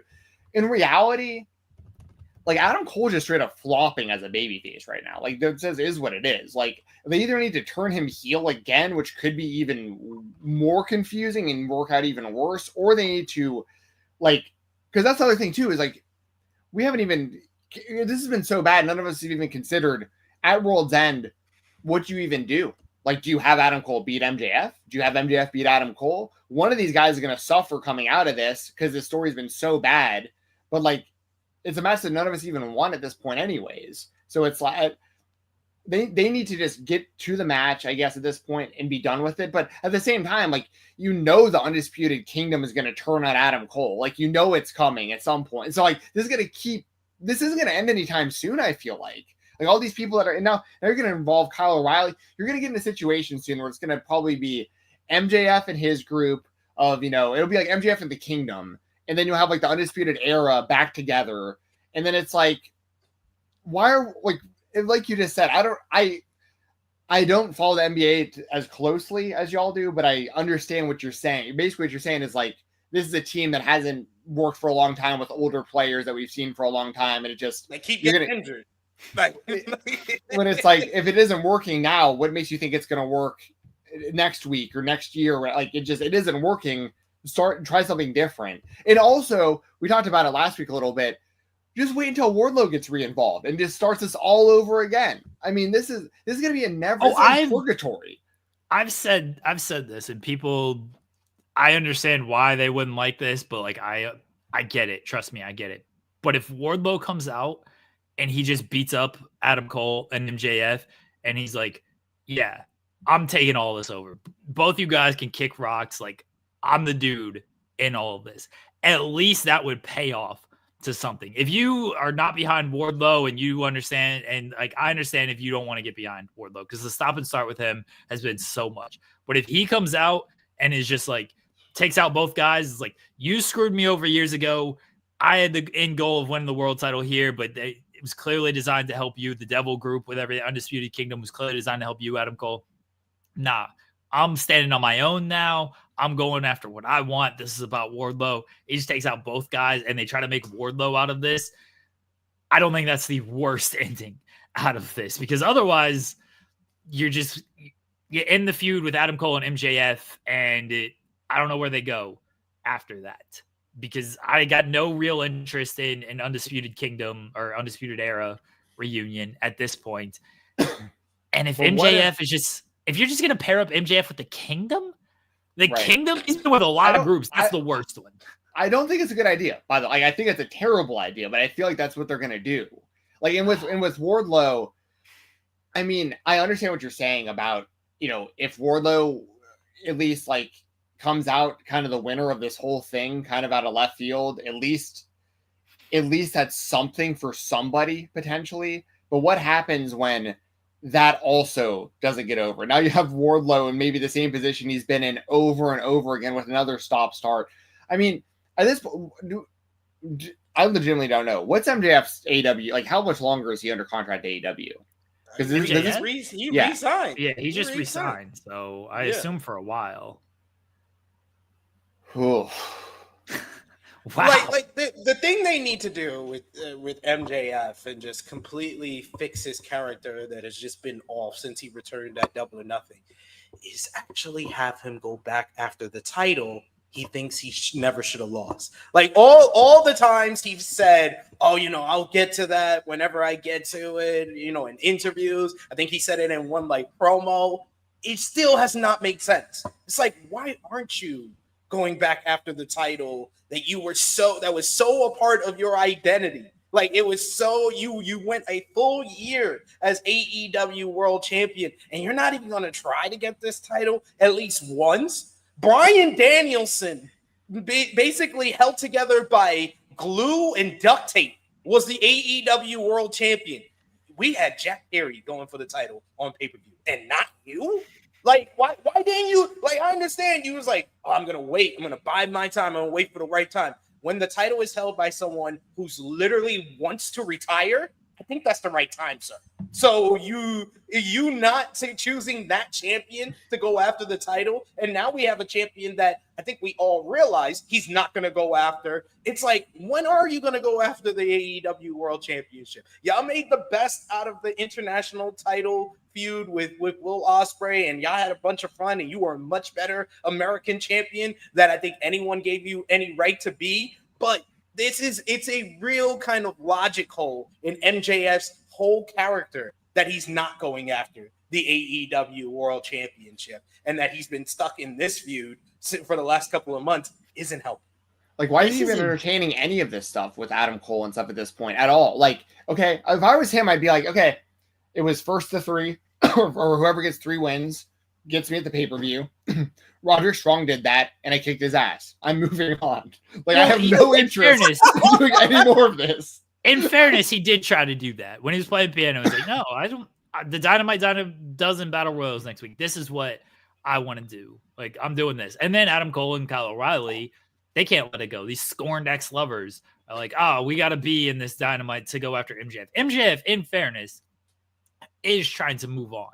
It's just not going to happen because Adam Cole, the guy who screwed over MJF, still wants to go after him, even though he did cost him the world title and he screwed up his life.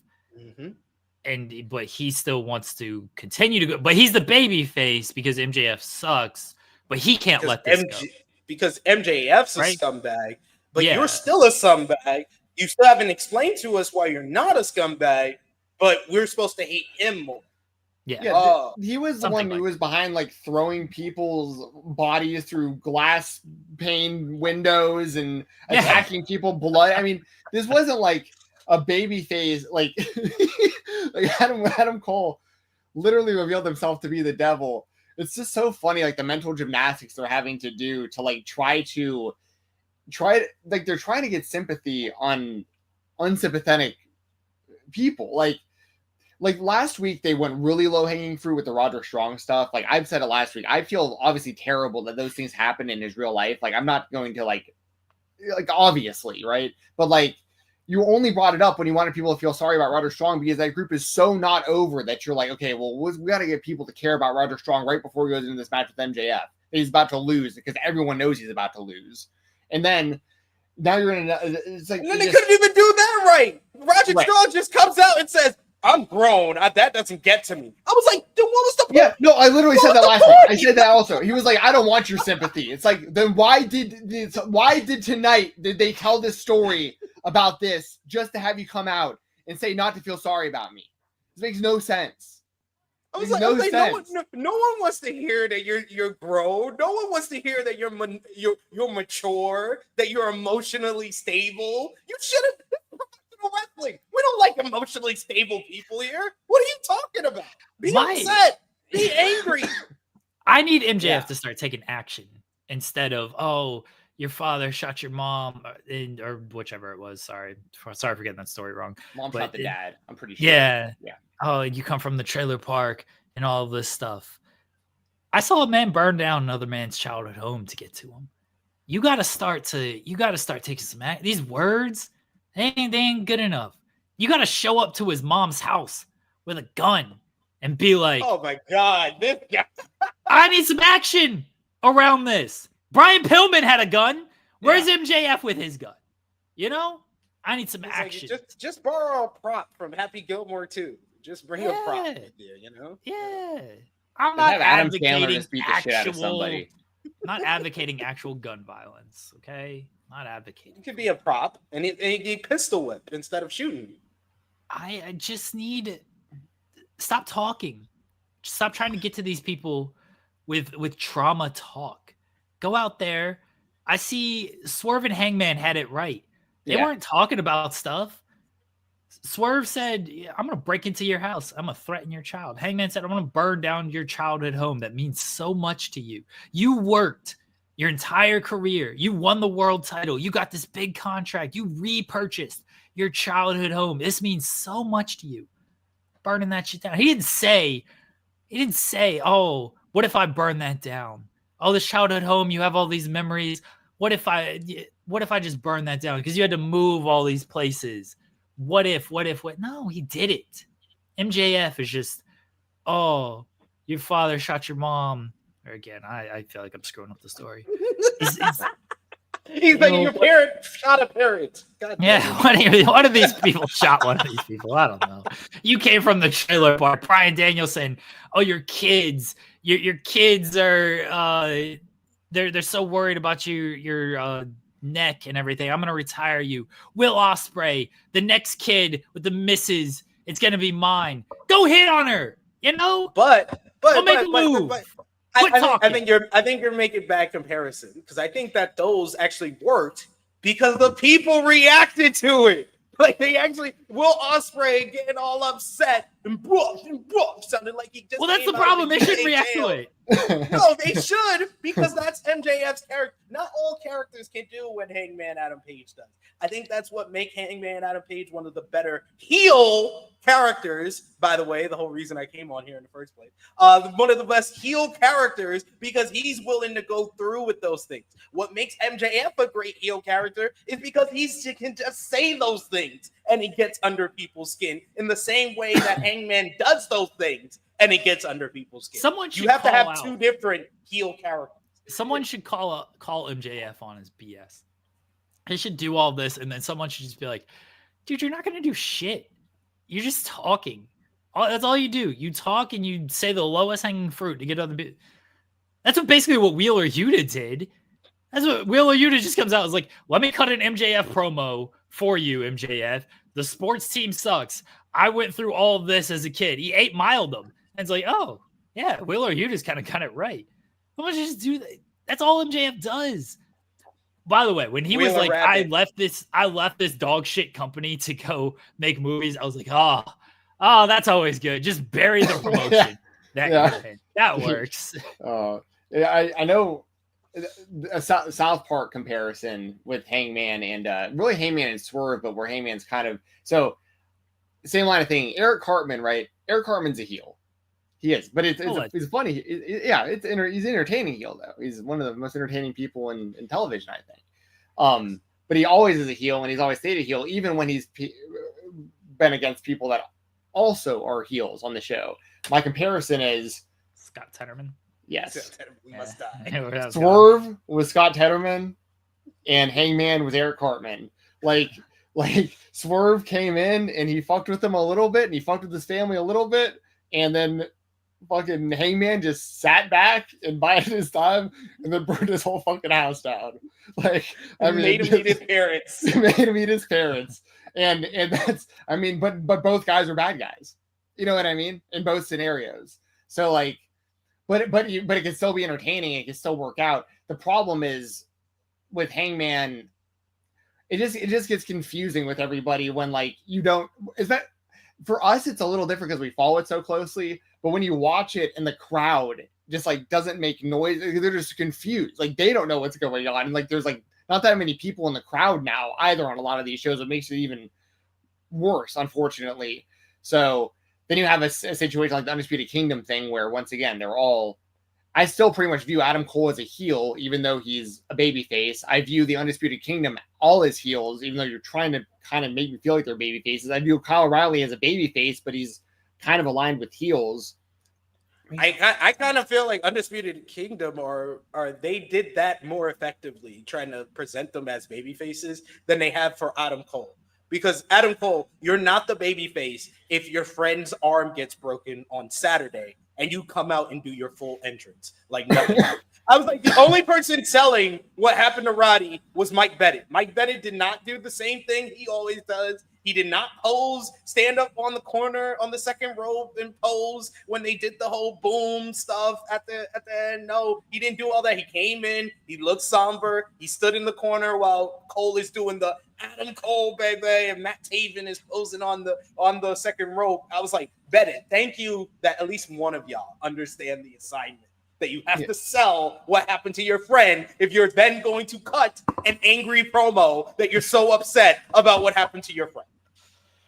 Yeah, they got to get their stuff in. Adam Cole, the boom is the most over thing that he has. So, but it's getting quiet. It's not as loud. I mean, it's dying down. Like the boom and the babies are definitely dying down. Like I said last week. This is the least over Adam Cole has ever been in his career. I'm talking back to like seeing him in like PWG. I've never seen him this less over. Yeah, like this is crazy.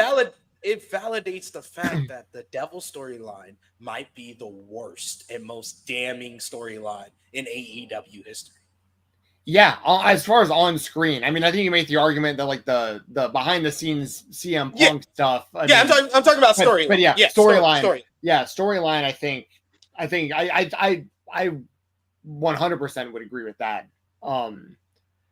Yeah, I mean, it's just because it's hurting everybody involved. Like MJF is your number one, at least in my opinion. You can make the argument for Darby kind of, but like Darby hasn't become the world champion yet. But like MJF, I think is the most valuable, most best utilized, quote unquote, homegrown pillar, whatever you want to call him, in AEW since day one, from what he was to what he has become in the company and how much he means to the company. But even this pay-per-view, like he's like the middle of the show against Roderick Strong in a match that like people could have totally done without on a show that had 12 matches. Like, it's like, that shouldn't be the case. He was 10 times hotter with the crowd a year ago when he won the title from Moxley. I mean, it's a complete night and day difference. That's where you get concerned about not knowing how long he's going to be in AEW for, because if it's like a couple years, like, I don't know, but if he's like committed long-term, they really need to figure this shit out, because like he needs to be a top guy, a top heel. He can't be in these kind of ruts. And then also, how do you fix this? Like, that's what I really want to know. How do you fix this? How do you fix this going forward when this is all done? How do you fix this for MJF, and how do you fix this from Adam Cole? Because I don't even want to sit here and be like, I like Adam Cole. Like, that's what's so frustrating about this. I've always been an Adam Cole fan. And for me to sit here and have to admit that he's at least over he's ever been, like, it's not like I get joy in saying that about him or MJF, but like, what do you do? Like, where do you go? I mean, Wardlow may be getting involved, but we've seen that not work too. So like, you can't really rely on that being the big payoff. So like, what the hell do you do? Like, and is the solution really putting Roderick Strong, Kyle O'Reilly, and Adam Cole back together again and hoping it works? Because that worked so well when you did it with the Elite recently, right? Like, it's just, quit going back to the well. Think of something new. I don't know, man. It's tough. What are you gonna do? What do you do? And who wins? Give me your predictions right now. Like, who at World's End? Let's assume there's a winner and a loser. Adam Cole and MJF. Who wins? Who loses? And where the hell do you go from there with either guy?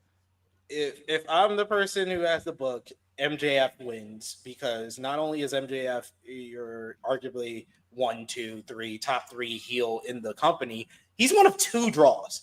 This company, whether people want to admit it or not, they have 2 draws. It's MJF and it's Kenny Omega. And only one of them can be on TV consistently right now. And that's why you need MJF to be back on television, one, and you need to freshen up his act a bit. And I think that MJF is always at his best when he has some type of heater. And, you know, I would just base this on their on-screen, on social media relationship.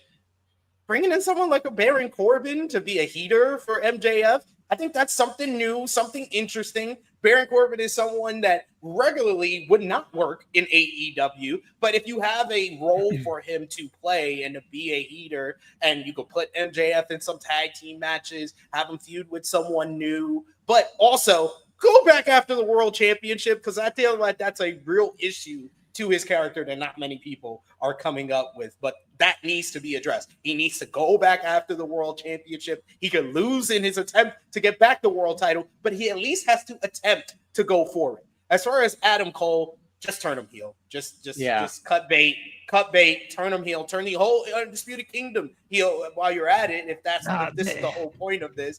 But Adam Cole himself desperately needs to be a heel, because every time he has a mic in his hand, I think he's gonna say something heel. So I'm just like, I'm like hoping for it. I mean, he's definitely a better heel than a babyface too, like historically too. Like I think Adam Cole's always he's really good at getting people to dislike him. The problem with that is like you're basically starting from square one again, where you would wind up having Adam Cole and MJF both being heels again after all of this. Like nobody got over. You can keep them separated. AEW's done a good job over the last like month, 2 months to keep Swerve and Hangman separated, even though they're on the same show. So they can keep them separated, keep them far apart from one another, and whenever they do interact, they can always, tease that they still have tension despite both being heels. But I think that the best thing for Adam Cole long term is going to be being a heel.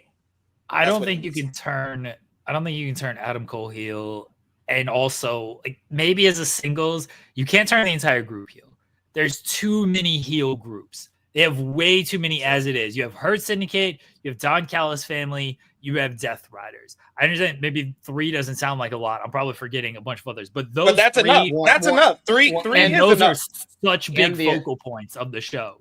And the Elite are technically heels right now too. They're off the show, but they're technically. I imagine they'll come back as baby faces to fight off some of these teams probably. But I just want to throw that out there too. We're not even mentioning the Elite, but and those 3, not even counting the Elite, are such a big focal point. It's one thing if like some of these groups are lesser than. No, all 3 of these groups, and this is why I think the Death Rider stuff doesn't hit quite as well, is because all 3 of these groups are like, we're taking over the company. We're trying to just do what we can to collect gold and be the top guys in the company.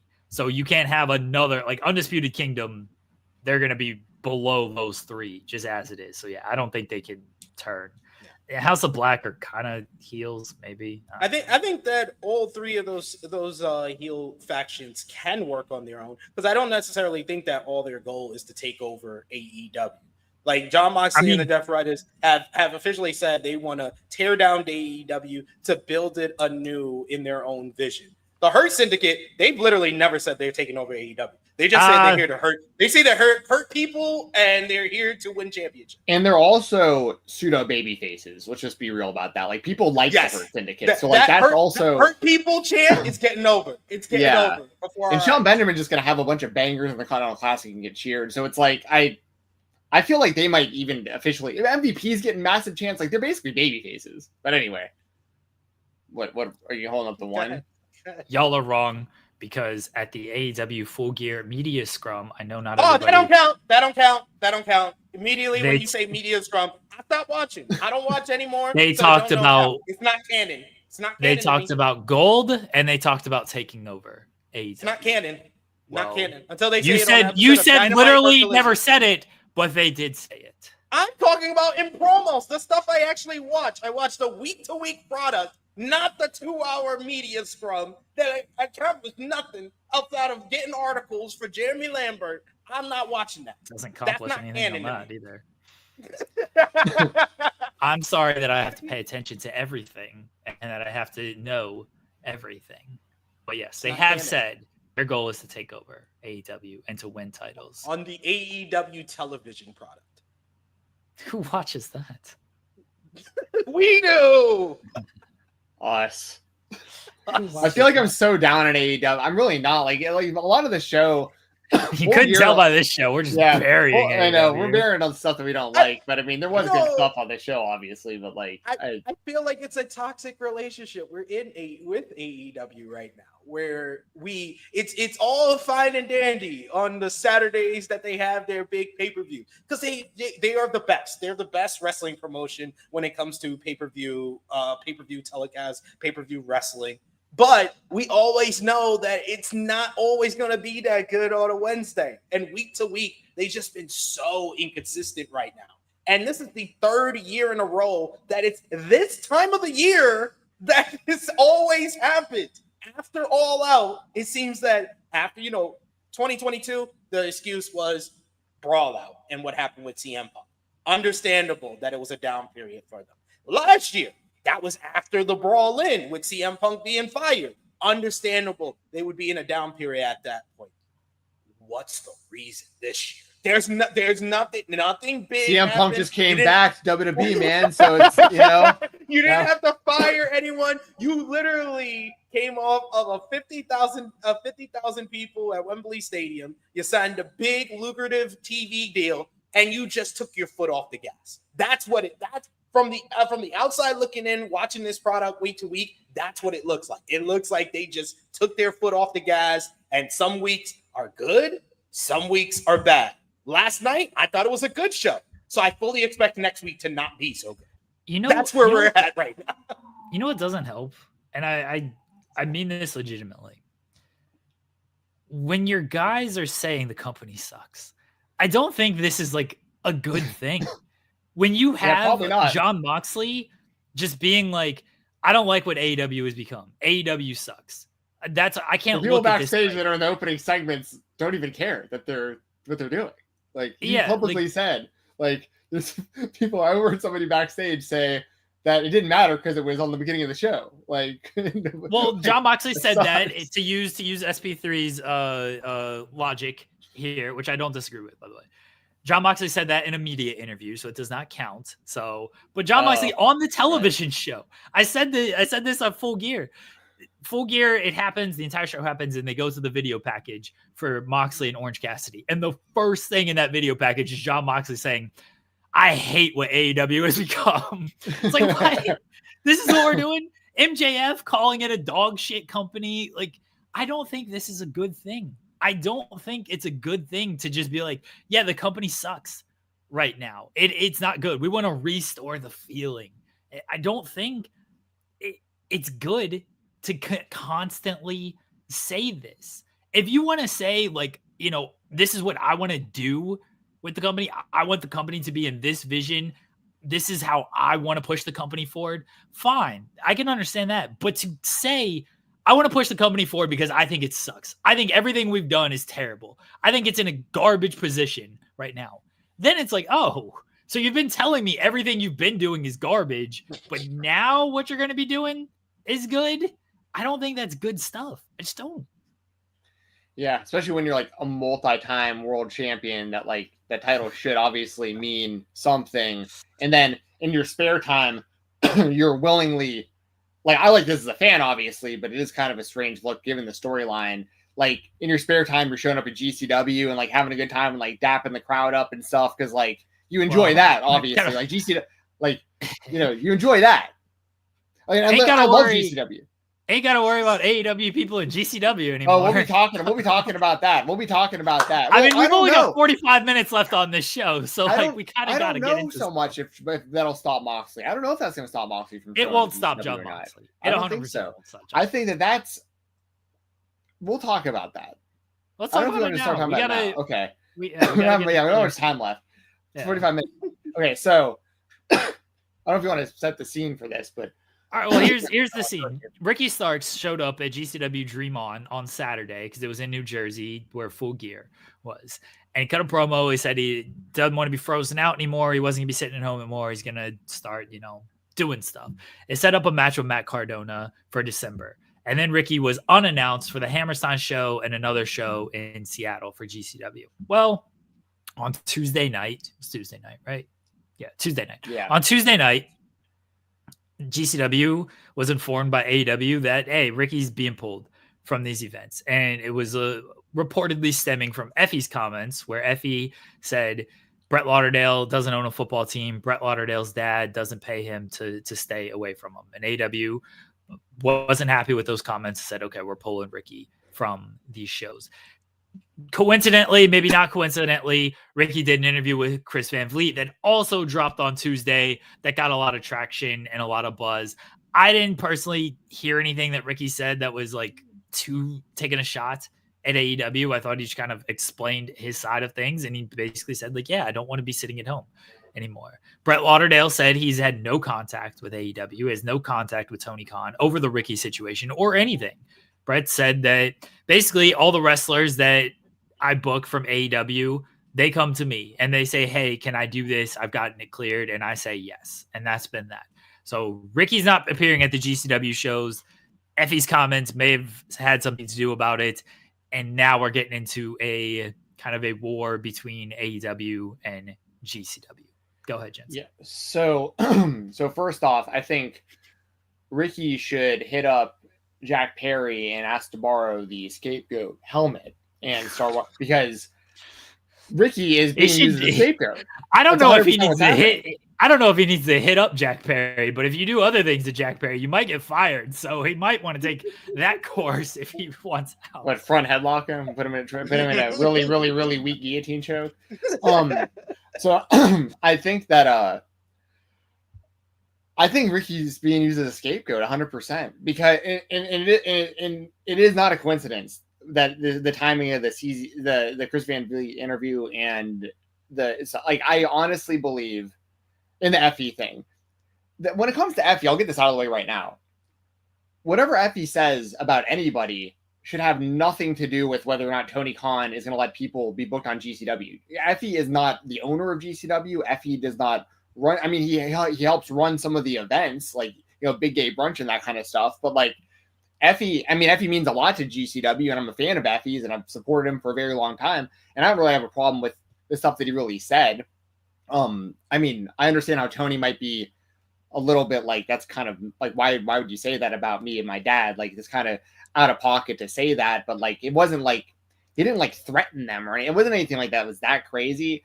And I think that Tony took that as his opportunity to be like, I didn't like what Effie said, and maybe he has other issues with other stuff that has to do with Ricky Starks and GCW or whatever. And he's like, all right, well, this is my, you know, this is his opportunity to basically get one on GCW and get one on Ricky. Because the reason I say Ricky is so much of a scapegoat here is because I don't think any of this is going to prevent John Moxley from showing up in GCW. I don't think it's going to prevent Marina Shafir or anybody who wants to get involved with any Josh Barnett Bloodsport events, because I really don't think so. I think this is specifically a Ricky. I think the Josh Barnett Bloodsport stuff is a completely separate thing, because WWE also gets involved with that. And Brett said this as well, is like, Barnett's just got good relationships with everybody. Like, right. Nobody, and who's going to piss off Josh Barnett? You know what I mean? Like, yeah. And you know, true. Effie's not going to be on that show. You know, he's not going to be on Bloodsport. So you don't have to, if it is like, oh, well, I don't want him around Effie because Effie said this. Well, Effie ain't showing up to Bloodsport, I would imagine. But it's like, regardless, Effie, it'd be different if Brett Lauderdale made those comments, but Effie isn't the spokesperson for Game Changer Wrestling. Like, he isn't, like, it's not his. That would be like if, I mean, I'm literally just going to take random people off the top of my head. Like, that would be like if, you know, SB3 disappeared. You can literally, I don't even want to name names because I don't want to even throw any names out there. This would be the equivalent of anyone on any wrestling show saying something about someone and then being like, we're not going to let you do the show anymore. Like, it's an independent contractor's opinion about something, and he doesn't run the company. So like, I just don't understand how Effie saying something leads to Tony Khan being like, I don't want Ricky Starks to be booked in GCW because of something Effie said. This doesn't make sense to me. It makes more sense to me that Ricky Starks is publicly talking about not wanting to be frozen out and publicly talking about being stuck at home in his prime and doing multiple interviews and showing up at other shows and stuff and making it really, really, really known that, hey, I'm healthy. All right. I'm healthy and I'm frustrated. AEW is not using me. And look, people can view this however they want to. There's a lot of different lenses you look at this from. You can look at it from AEW is doing the right thing, because why would they want to use him and push him or whatever? Because they might be thinking out of sight, out of mind. He's going to WWE anyways, so we're not going to use him, and it's going to be less of a buzz when he pops up because he's not going to be on people's minds as much. Or you can look at it the other way of going, hey, you still got Ricky Starks. He's still over. He was very over before you stopped booking him, and you can use him to put over other talent on the way out. There, you could benefit from this, and he continues to work. You know, there's a lot of ways you can look at this, and not everyone's right or everyone's going to be wrong. But for Effie to be used as a scapegoat for this is weird, and yeah, it just doesn't make sense to me. It doesn't add up because if that was the case, if it was all about what Effie said and all about Tony Khan having an issue with GCW, then nobody on that roster would be involved with GCW going forward. And I just don't. Not only do I not see that happening because of Tony wanting that, I think there's going to be talents that would have problems with that too. Other talents that don't get booked regularly on AEW that get opportunities to wrestle for GCW. And they're going to go like someone like Danhausen, for instance. If they're just like all of a sudden they're like Danhausen, you can't take GCW bookings anymore. It's going to be like, so I literally have to sit at home doing nothing all year. Like outside of like a couple random indies. I just do nothing. You know, like, I mean, and there's a lot of people that are in that boat. And I just, you know, so that's how I feel about it. I feel like Ricky kind of did this to himself by going out there and saying what he's recently saying about being frozen out. But I feel like he has a right to say those things. I think that's how he actually feels. And it makes sense that that's how he feels. But I also feel like what Effie says should have no bearing or consequence at all as to who gets booked on GCW shows and who doesn't. That makes no sense to me. Where are you at on this, SB3? I'm very much on the fence with all of this. I see what Tony Khan is doing, and from a business end, I do slightly understand it, but I also see how this is not a benefit at all, and it's hurting the GCW fans as well as Ricky Starks. I don't think it's hurting GCW itself. Like, Ricky was supposed to do 3 dates. I don't think that's gonna hurt GCW. They would have sold a few more tickets for those shows, but I don't think it's gonna hurt them long term. It might hurt them for those particular events, but it's not gonna hurt GCW. You're really kind of negating the fans who wanted to see Ricky Starks against Matt Cardona, wanted to see Ricky Starks at the Hammerstein Ballroom for the People versus GCW. And you're hurting Ricky Starks because he does not want to sit at home. He doesn't want to stay frozen out. I understand as far as, Effie saying something. I get where Jensen's coming from. Effie being a star from GCW shouldn't dictate or cause this issue with Tony Khan towards GCW or talent performing on GCW shows. What I also do know is that for lack of a better way to explain it, Tony Khan is a very sensitive and petty man. And I think that we have seen this time and time again. Someone said something about Tony Khan and he immediately reacts, and he reacts in a way that he can control things. And this is his way to control the situation, to get a lick back against Effie, against GCW. All fine and dandy. In a business perspective, I can understand if Effie is one of the top stars of GCW and they're saying something that either they don't have all the information about, or they do have all the information about, and they're making it public information. I can understand if you're upset about that and you make a petty decision of pulling Ricky Starks from these shows. But it is going to be viewed as petty, no matter how he tries to make it look or blame it on Effie, blame it on Ricky's comment. 100% feel where Ricky is coming from, because it's ridiculous. I don't understand why AEW is so against using people that are going to WWE, because the way to use someone who you think is going to WWE is job having them out, lose to everybody. Yep. Job them out. The wrestling business has been around for 200 years at least. I have read up or seen history from about 200 years. This is how it's worked, Tony. This is how it's worked. You don't have these guys who are in the prime of their careers sitting at home collecting dust, doing nothing, and you still have to pay them? That sounds like a waste of money. That seems like you're not getting your money's worth. You're not getting the labor for the money you are putting out there. So that's a big criticism. Make them work? Yeah, but that's a big criticism. And I completely agree with you. But that's where the flip side of this is going to be. It's really easy, I think, for people to just be like, and I think it's the truth. When you got that kind of money and that kind of backing, like that's the difference between me and us and like Tony Khan, right? Like if we had our own promotion, we'd be scratching and clawing and nickel and diming everything because like we don't have literally billions of dollars in case things don't go our way. Like Tony Khan is just collecting action figures. I mean, it's like you stop using that toy. It doesn't matter. You already paid for it. Like whatever. What's another $100,000 down the drain that he's gonna get it anyway? But it does to us that'd be like pennies, you know. Like that's, but he's hurting his own reputation because one of the things that Tony Khan did kind of say that he was going to be the type of owner is he's the type of owner that cares about these guys. That's not going to have a roster of 1,000 guys and I'm only using 200 of them. Well, you got a roster of 500 and you only use about 100 of them. So like, it's just like you either way, he is going against what he said he was for all the things that other people have mentioned about, oh, Tony Khan said this, Tony Khan said that. I know for sure he said that he wouldn't do stuff like this, and he's doing it. This is a second case of it with the whole stuff that went down with the Lucha Bros. And the Lucha Bros, I blame 100% of that on Conan. And Conan, you can blame, unlike Effie in this situation, Conan, you can blame because he's basically their manager. Now, if Effie was the manager for GCW or the manager for Ricky Stark, I understand putting the blame on him. And you know, AEW still hasn't made a public addressment about blaming it on Conan. I wish they would, because I would love for that to happen. That would cause more conversation for us. But they are doing that with Effie from according to their sources with this report. And I don't think that's right. That's putting too much unneeded attention on Effie. Because I'll be honest, when I heard that whole diatribe by Effie, and I'm saying this as someone who enjoys Effie, I'm a member of the Bussy gang and all of that. But he sounded mad salty.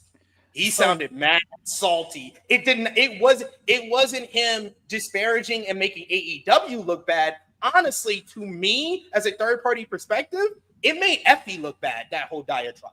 But by blaming him for what he said on this, now you're making AEW look bad. Right. So it's different. The last thing I'll say, Jared, and this will be quick. I obviously, if Brett Lauderdale said this stuff himself, we're having a totally different conversation. Yes. And also, I feel like it could have been an easy fix if Tony would have just like actually reached out to Brett and been like, I don't like what I heard on that podcast. I don't want Ricky Starks and Effie sharing a ring. I don't want to see any clips of these guys together, but I'm not going to pull Ricky Starks off the show. I just don't want him working with Effie. I could understand that. So a couple things. One, that was not the one I'm bringing up from Jason P. So Jason said, I think if Brett came out and said Effie doesn't speak for him in GCW, it might help. Brett did come out and say that. So he was on Game Changer Weekly on Body Slam. He addressed the situation. He did say, Effie shared his opinion. His opinions does not reflect our views. Whatever Effie says that's Effie's opinion. You know, like he doesn't come to me and be like, hey, I'm going to say this and I clear it or anything. He just does his own thing. The other thing that is in a couple points here, this clip came out November 18th. That's when it was posted online. Ricky appeared for GCW after this clip came out because he appeared for GCW at the Dream On show. So it's not like this was, this clip came out and they immediately pulled him. That was a surprise appearance. They could have kept that quiet and just been like, hey, you know what, Ricky, you're actually not going to do this appearance. And then no one would have known he was going to show up unless GCW came out and GCW was like, hey, we were supposed to have Ricky Starks as a surprise. We were supposed to have Ricky Starks as these, but he got pulled by AEW. We don't know what happened. And then everything came out. Instead, it was he appeared for GCW. He did the Van Vliet interview. He got pulled from upcoming appearance. After that, Effie's comments were possibly the crux of it, but that clip was from November 18th. So some of the timeline there gets a little muddy of when they decided to pull him, why they decided to pull him, and what they were potentially actually mad about. When it comes to the situation as a whole, one, I think it's terrible for Ricky Starks because he's not being used by AEW. At least he was going to go out there and work some GCW dates. Jensen knows this better than anybody. GCW is the biggest independent. Ricky did stuff at Glory Pro this past week. It got some buzz, but it was on like High Spots Network, which is like a lower tier when it comes to the streaming service. GCW is the top tier independent. So anything he does there is going to get the most buzz out of everything. The part that is the most upsetting is the contract stuff where he had the option year. Now, SP3 and Jensen are both basketball fans and football fans. So they understand the contract with the option the option on contracts. And it comes to team option, player option, and why it makes sense for a player to maybe want a player option, why it makes sense for a player to maybe want a team option in some instances. Obviously, a team would want a team option because that's probably beneficial to them. Apparently, in these AEW contracts, they have what is essentially a team option, where Ricky's contract was reportedly supposed to expire last year. And he said, hey, don't pick up my option because I want to test free agency. And AEW said, well, we have the option to pick it up. We're going to pick it up. That's within their right. Honestly, that's within their right. Ricky agreed to a team option when he initially signed the contract. Maybe that was just like a standard thing with AEW contracts. Don't know all the language in there. They were well within their right to pick up the team option. It doesn't look good when somebody's asking, hey, don't do this because I want to test free agency, but it's within their right to do it. TNA did this with Josh Alexander. TNA did this with Jordan Grace. They picked up the option. Josh Alexander said, hey, don't pick it up. I want to test free agency. Well, the option's there. They picked it up. The difference in these instances are TNA continued to use Jordan Grace and Josh Alexander and prominently feature them. If you're going to pick up that option and then not use them at all, that's where the look becomes awful for you. If you're going to pick it up, put him on television, even if, he's taking losses or whatever it might be, that's where it's like, well, why'd you bother picking it up? That looks petty. That looks spiteful. Because why would you do it otherwise if it's not to just prevent him to go to WWE? If you had no plans of actually using him, why pick up that option? It just looks like you're preventing him to go to WWE. Now, people can say, oh, well, Ricky turned down creative. We don't know if he's turned down creative. He says he hasn't. In the Van Vliet interview, he wasn't asked about, have you been presented with creative? Have you turned down creative? There was no question about that. So we don't know. He says, again, he hasn't turned down creative. AEW reportedly, sources say, that there's been some creative pitches turned down, creative differences, whatever it might be. It becomes tricky here because what's the creative and what's the back and forth? You know what I mean? So I'm going to use this just as an example. If AEW comes to Ricky and says, hey, we want you to answer Jack Perry's open challenge on Collision and you lose. And Ricky says, I don't know about that. What if I answer the open challenge, but I don't do a match and we set up a pay-per-view match and I lose? I'll still lose. I'll still put over Jack.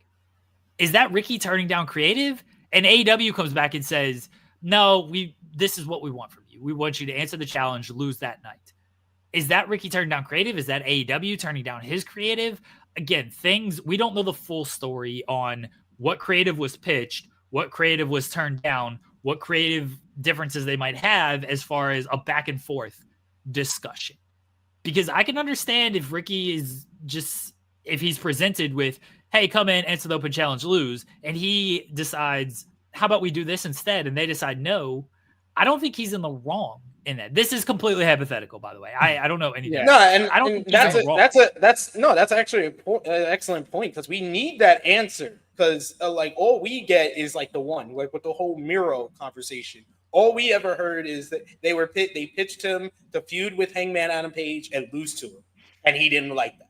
That's what we heard with Miro. With Ricky Starks, all we heard is that they pitched for Big Bill to turn on him, and then he would feud with Big Bill as a babyface, and he turned that down. We don't know if he turned that down and came up with a better option that they turned down. We just know that that's the pitch from AEW that he didn't like, and we don't know what he said in response. So we do need somebody who gets an interview with Ricky Starks to kind of go into more details about that, because if he's coming up with a better option to him for the creative, then that's not Ricky turning down creative. That's AEW turning down the creative. And the fact that we even have to have this conversation. Why do we always have to have a conversation about all these AEW stars? And I like Ricky Starks. I think he's so talented. I think he's a great individual. He seems like a nice guy, a funny guy as well. He's not the type of star that should be turning down creative. I'm sorry to say that. I'll be the guy to say that. Ricky Starks should not, on a roster that has Jon Moxley, Adam Copeland, Bryan Danielson, all these guys, Will Ospreay, I would even put ahead of them. You should not have Ricky Starks turning down your creative. And you should not be leaking that information out that Ricky Starks, the reason he's not on TV is because he turned down creative, not AEW not having creative for him. He turned down creative. That also makes your company look bad. Yeah. I mean, I would definitely say, like, for like Jeremy's scenario, like, I don't think there's any issue with if you're a talent, you're presented, like, we're talking specifically about Ricky Starks. So Tony Khan goes to Ricky Starks and says, hey, I want you to come in, do this match, lose, whatever. And Ricky goes back and says, what if we do it this way instead? I have no problem with that at all. But then if the company goes back to Ricky and says, no, we want you to do it our way, and then he still says no, I do have a problem with that, because at that point, it's just time to go out and do your job. Like, it is what it is. Like, you think the WWE is just going to, like, let you dictate what you want to do and what you don't? Like, the grass isn't always greener when it comes to that. They're going to be way more stern on that and be like, yeah, nobody around here tells us what we're going to be doing with the, like, I mean, there's obviously a lot more collaborative effort now with, like, the new WWE regime, where I feel like people probably do have more of a voice than they did when Vince was around, for sure. But, like, it's kind of like at a certain point, that's also on Tony and the company, though, too, to be the boss. Like, if he's not going to go out there and do it, that's one thing. Like, you got to deal with it, but you also can't just always roll backwards and be like, well, we came to him with a creative idea and he said he wanted to do it a different way, and then we told him we still wanted to do it and he didn't want to do it. So now we know what do we do? What are we supposed to do about it? It's like, you got to be the boss, and, like, either he has to go out there and do it, or there's a legitimate reason to make him go home. I mean, that'd be like any sport also. If somebody, like, if you're the quarterback of an NFL team, or even just like a receiver, it doesn't even matter what position we're talking about. If you go out there and the coach is like, all right, we got this game, it's a close game, we really need to run the clock down a little bit because, like, we're trying to kick a field goal. So hand the ball off. Just make sure the ball is secure in the running back's chest, and just make sure you hand that ball off. And the quarterback goes, yeah, but if we throw a first down right now, we can seal the game. The coach goes, I get where you're coming from. Hand the ball off. Hand the ball off. And then the quarterback's like, no, I'm not going to do that. That's stupid. That would be a humongous problem. You can't just do that. Like, your job is to listen to the coach and do what the coach is telling you to do. So if you're getting paid hundreds of thousands, if not millions of dollars, when you're an athlete, when NFL, I don't know what Ricky makes. I'm sure hundreds of thousands. So it's like, dude, that's your job. You got to go out there and do it after they've asked you. So, that's kind of how I feel about that. Also, when it comes to the option years, let's all keep in mind, whose option didn't they pick up? Who was a big one that they had the option to keep around and they decided not to keep his option? We're not doing this Cody thing, because even Cody has said that they were going to pick up the option. So they decided not to, because Cody, this was an example of, right. They had an agreement in place, but then Cody, something happened. We don't know. But Cody and Brandy were like, hey, actually, no. But Cody even has said, yeah, they were going to pick up the option. We were going to, work things out, but something else happened. But like, it would have been within Tony Khan's right, though, just like Ricky, like, he could have said, tough noogies. It would have been, but this is, of course, when Tony, the landscape was a little bit different, and Tony wasn't as fearful of, like, okay, fine, Cody. I think Cody leaving, becoming the star that he's become, has probably made Tony a little bit like, maybe I shouldn't just hand these guys over. That's why I brought this up. Yes. And maybe I shouldn't give everybody creative control. That should have also taught him that, because look what Cody told Tony, basically, from everything that we've heard in interviews and whatnot. Cody told Tony, I don't want to win the AEW World Championship. How would AEW's history look if they had gone from Hangman to Cody instead of Hangman to Punk? And then in retrospect, think of it this way. What if Cody told WWE, I don't want to win the title? Do you think Vince McMahon or Triple H would have listened to him? No, they would have been like, nah. Right. No. Well, they delayed it a year. Yeah. But they delayed it a year for the reason to put the title on him when it would mean more, and it paid off. They were right. Cody has even said, like, yeah, that was probably a mistake. Look, I joke with Jensen about Cody, and I troll him with everything. There is I will never back away from this. I was there, that promo that he cut before Full Gear against Chris Jericho. Yeah, in 2019. I'm not a Cody fan. I was fired up after that. Yes, promo. everybody. I was like, there is no way this man should not be the world champion. He was, without a doubt. They're like, people like to do revisionist history on Cody and AEW. He was the top guy in the company at the start. He was the guy, because the message always was, we're an alternative to WWE. You know, we're rallying against WWE. We are everything WWE is not. And even though Cody came from WWE and kind of was part of that system, very much part of that system, nobody rallied against WWE more than Cody. The Young Bucks and Kenny Omega, obviously, from an alternative perspective, they did things differently than WWE. No one said F WWE more than Cody Rhodes. And that's why fans were so behind Cody when AEW first started. He should have won the title. He should have. Yeah. He should have turned heel, won the title from Hangman, and then the whole plan from the start of Punk beating Hangman was MJF to beat Punk for the world title.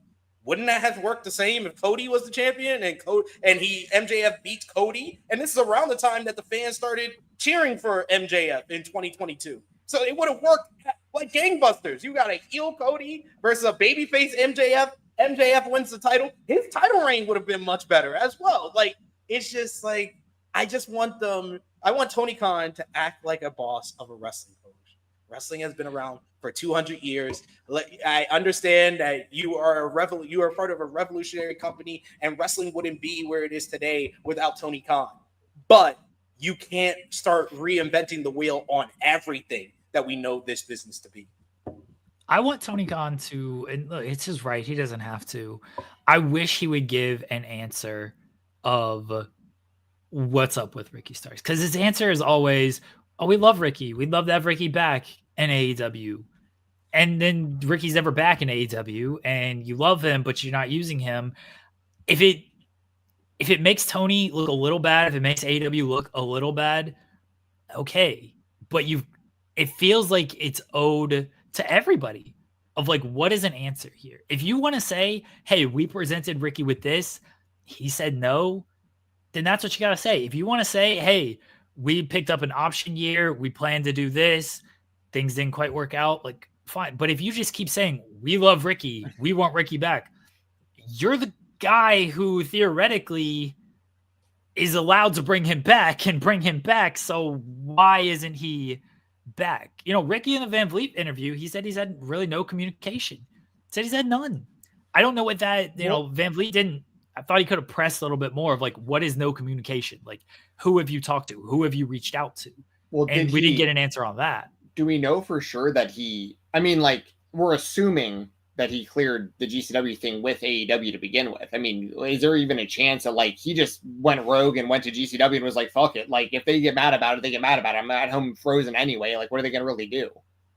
Could be, because it either sounds like that's the option of what happened, or they did not know about the whole the FE interview and they said yes to Ricky, and then someone snitched. Someone was like, hey, I know you said yes to Tony. I just saw Ricky Starks is at GCW. You might want to see this clip. Zig Novak got on the phone. Here you go. Yeah. Check this out right here. And Tony was like, you know what? It's over. He's like, nope, I'm pulling him for the rest of those dates. So it sounds like it's one of those scenarios more than, them hearing the Chris. I feel like the least likely of those is him doing that, cutting the promo that he did at GCW, them waiting all the way to hearing the Chris Van Vliet interview, and then the Chris Van Vliet interview was the straw that brought the camel's back, and they said no. I feel like they said no before Tuesday. I feel like Tony did not ever see that clip of Effie until after Ricky showed up at GCW. I think my guess, in my mind, that sounds like the big thing, the chain of events or the timeline of what's went down here. Yeah, the only reason that I feel like, maybe, I mean, how much of a breach of contract is it? I don't know how that really works legally. Like if let's say hypothetically Ricky doesn't tell AEW at all, just goes and does the GCW show, and he's like, I'm willing to pay the consequences, whatever they are. Like, I mean, it's almost like worst case scenario. Maybe it would be a little it might cost him a little bit of money or something as far as the contract goes or something like that. But why would he even care if it's like, okay, I'll take a little bit of a financial hit right now, get the hell out of this deal, and then go sign a for hundreds of thousands with the WWE after this. So like, I mean, part of me thinks I want to speak for him because we have literally no idea what actually is the reasoning, what actually happened. But I think there's a chance maybe he straight up just did not even talk to AEW about this and was like, fuck it, you know. And then AEW is like, we are going to do something about this. We're pulling you from the GCW shows. I think if he really is at his wit's end, because from the CVV interview, it just sounds like he wants to wrestle. Right. It doesn't sound like he wants to do it in WWE. It doesn't sound like he wants to do it in AEW. It doesn't sound like he wants to do it in GCW. He just wants to do it. So if he just wanted to do it, hey, we've seen what did Andrade do when he wanted to get the hell up out of here? He walked up to Sammy Guevara and said, here, take that. I want to get fired. Here, take one of those. Let me get the hell up out of here. CM Punk was at his wit's end. He was kicking people backstage at Collision, and then he just said, you know what I got to do? I got to whoop Luke Perry's son's ass. That's what I'm going to do. Let me get my way out of this job. So if Ricky wanted to do it, you wouldn't even advertise it. He just show up at a GCW event and just wrestle. If he really wants to get out of his AEW deal, he just wrestle. Do whatever you have to do to get out of the deal. Call up Andrade, call up Punk, and be like, how'd y'all get out of y'all contract? Dude, this is literally the plot of The New Guy. Remember that movie? But figure out a way to get yourself expelled from the school where you're a loser. And then you become cool over at the other school. Ricky Starks is DJ Quo. Yeah, literally. I'm gonna break this broomstick over someone's ass and get kicked out of school. CM Punk playing the role of Eddie Griffin. Yeah, doing the crazy eyes. That's such a good movie. That's a fantastic movie. That's a good movie. That's what Ricky's trying to do. He's like, man, I got to figure out how to CM Punk is literally CM Punk and Cody Rhodes have sat down Ricky Starks and been like, this is how you get kicked out of AEW. So you come over here. Oh my god, that's so funny. But I don't know if you caught my reference. I know we got one Degrassi fan in here, but if there was a snitch out there, it was definitely Zig. It was definitely Zig on the AEW on the AEW talent. I recently rewatched some of those episodes. For those of you in the chat that are fans of Degrassi dudes, me and SP3 will eventually do another show at some point whenever we're both able to. I do miss talking about Degrassi. I still watch it all the time, like in the background and stuff. So we got 10 minutes. I don't know what you want to talk about. We have WWE Survivor Series coming up. Survivor Series. That long? Damn. Yeah. Survivor Series. CM Punk is part of the bloodline. Jensen, you're a big CM Punk fan. Yeah. How do you feel about this? Yeah. I'm gonna make myself feel better today by watching CM Punk's UFC fights and really wow. But listen, I think that CM Punk being a part of the bloodline, like I expected this to happen because like it all made sense, right? Like Punk's been off TV for a minute. He obviously has the tie-in with Paul Heyman. Paul Heyman has the tie-in with the bloodline. And then you can also start slow brewing something between CM Punk and Roman Reigns one-on-one eventually, which, I think will be really good. I've said it 1,000 times. I was at Bad Blood. I thought that the CM Punk Drew McIntyre Hell in a Cell was awesome. And Punk's getting big reactions. Like, he seems like he's having a good time. I watched that video of him doing his return at, I guess, the Survivor Series last year. Has it already been a whole year? That's crazy. But I watched that, and it's like, it's cool to see, whether my personal feelings that of him aside, that everyone knows at this point how I feel about him. Like, it looks like he's having a good time. The other wrestlers, most of them, like, really seem to really like that he's around. He seems to be mending bridges that were previously burnt down and stuff. Like, and he's putting on good stuff on the show. Like, the on-screen product, whether it's been AEW, WWE, the on-screen product for CM Punk, he does a very, very good job, and he's really good at getting people invested in him and to really care and stuff, whether they love him or hate him. So all that said, it made sense for him to be a part of the Bloodline team. I think the match is going to be a lot of fun. War Games matches I look forward to. We always nitpick here, and I always talk about how I wish the rules were a little bit different, but like the rules are what they are, and it's tradition. And I wish there was an elimination aspect to it, is my whole thing. But I understand it's hard to book that the way that it, but that all said, because you know what I mean? It just feels like they go out there for like a half hour and like, no, the match can't end for the first like half hour of the match. And then it kind of technically gets started. But I wish there was just more stakes throughout the whole thing. But as far as a prediction goes, though, I feel like the OG bloodline, like, they gotta win, right? Like, you just put all these guys back together. And it's not like the new bloodline is that overpower. You know what I mean? Like, they're like, Solo has lost plenty. Tama Tonga and Tonga Loa are more so a tag team anyway. Bronson Reed is a good addition. You know, I've been saying for a while, and of course, Jacob Fatu is like going to be the guy carrying this whole thing, like going forward, I think, for the, like, he's really the star of the current bloodline as far as I'm concerned. But the Bronson Reed thing I like, because I've been saying for a while that they need to get like a Rikishi or like a Yokozuna type guy in their group, like a big guy. And for a while I was saying like Juicy Finau maybe could be that guy, like someone who, you know, and I never really considered Bronson Reed. And then when they paired him up, I was like, oh, okay, this is a great, because Bronson's really damn good. Like, and not even just for a big guy, he can work. And so I thought he was a good addition. So I like both teams, but I feel like the OG bloodline side is just so much stronger. They just recently reformed. I feel like there's no way they're losing this War Games match. But then hopefully Jacob comes out of this whole thing kind of like, you know, highlighted as like, you know, a threat himself after this. Because I don't know where you go with like the entire bloodline as a group after they lose this match. But I feel like Jacob's got to continue to be highlighted at the very least. CM Punk is going to quit for the OG bloodline. Oh, he's going to throw in the towel? Yeah, why? He doesn't care.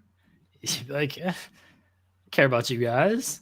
Why wouldn't he quit? Jacob Fatu's going to threaten to murder him, and Punk's going to be like, nope, I'm good.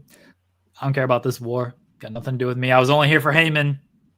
I offered my services. I'm good. Peace. That's so Keyshawn, oh, you froze for a second. Sorry, Jeremy. Keyshawn in the chat says something that I've actually brought up a little bit, not in the same exact way, but I've been saying this whole story that eventually I do think Solo is going to wind up back on the OG bloodline, because his whole thing when he started the new bloodline was, I'm the tribal chief now because it's unacceptable to be a loser. And Roman lost to Cody. Roman is a loser now. I am going to be the one who picks this whole family back up. But Solo has been losing. And if they lose this especially, I could see The Rock, like Keyshawn says, I can see The Rock come back and boot Solo and like let Jacob basically kind of take over, or The Rock technically. It depends on how available The Rock is to be there on a regular basis. But eventually The Rock is going to be the leader of like the new bloodline, with Jacob is like his right-hand guy, I feel like. And Solo is going to wind up back on the OG because CM Punk's not going to be long-term with this group. So you'll put Solo in that spot again and like really reunite the entire group, because then it's going to be like Solo's a loser, gets booted out of his own group, and now he needs to kind of crawl back to. And even though they put each other through so much, look at the rest of this group and what they've done to one another, and they're all back together. You can easily play the mental gymnastics to get Solo back in their good graces and back on their team. So I think Keyshawn so quick too, so quick. Yeah, right. Yeah, right. I don't know how quick Solo is gonna, just rejoin. Like, he took out Paul Heyman. Although, as many people pointed out, Heyman's suit was very Solo-esque with the black and the red shirt. So, but the last person who took out Paul Heyman was Roman Reigns. He Superman punched him before Royal Rumble 2022, where Heyman turned on Brock to realign with Roman Reigns. So it's not out the realm of possibility that Heyman could be in Solo's corner in the future. I think that it's a no-brainer. OG Bloodline is going to win.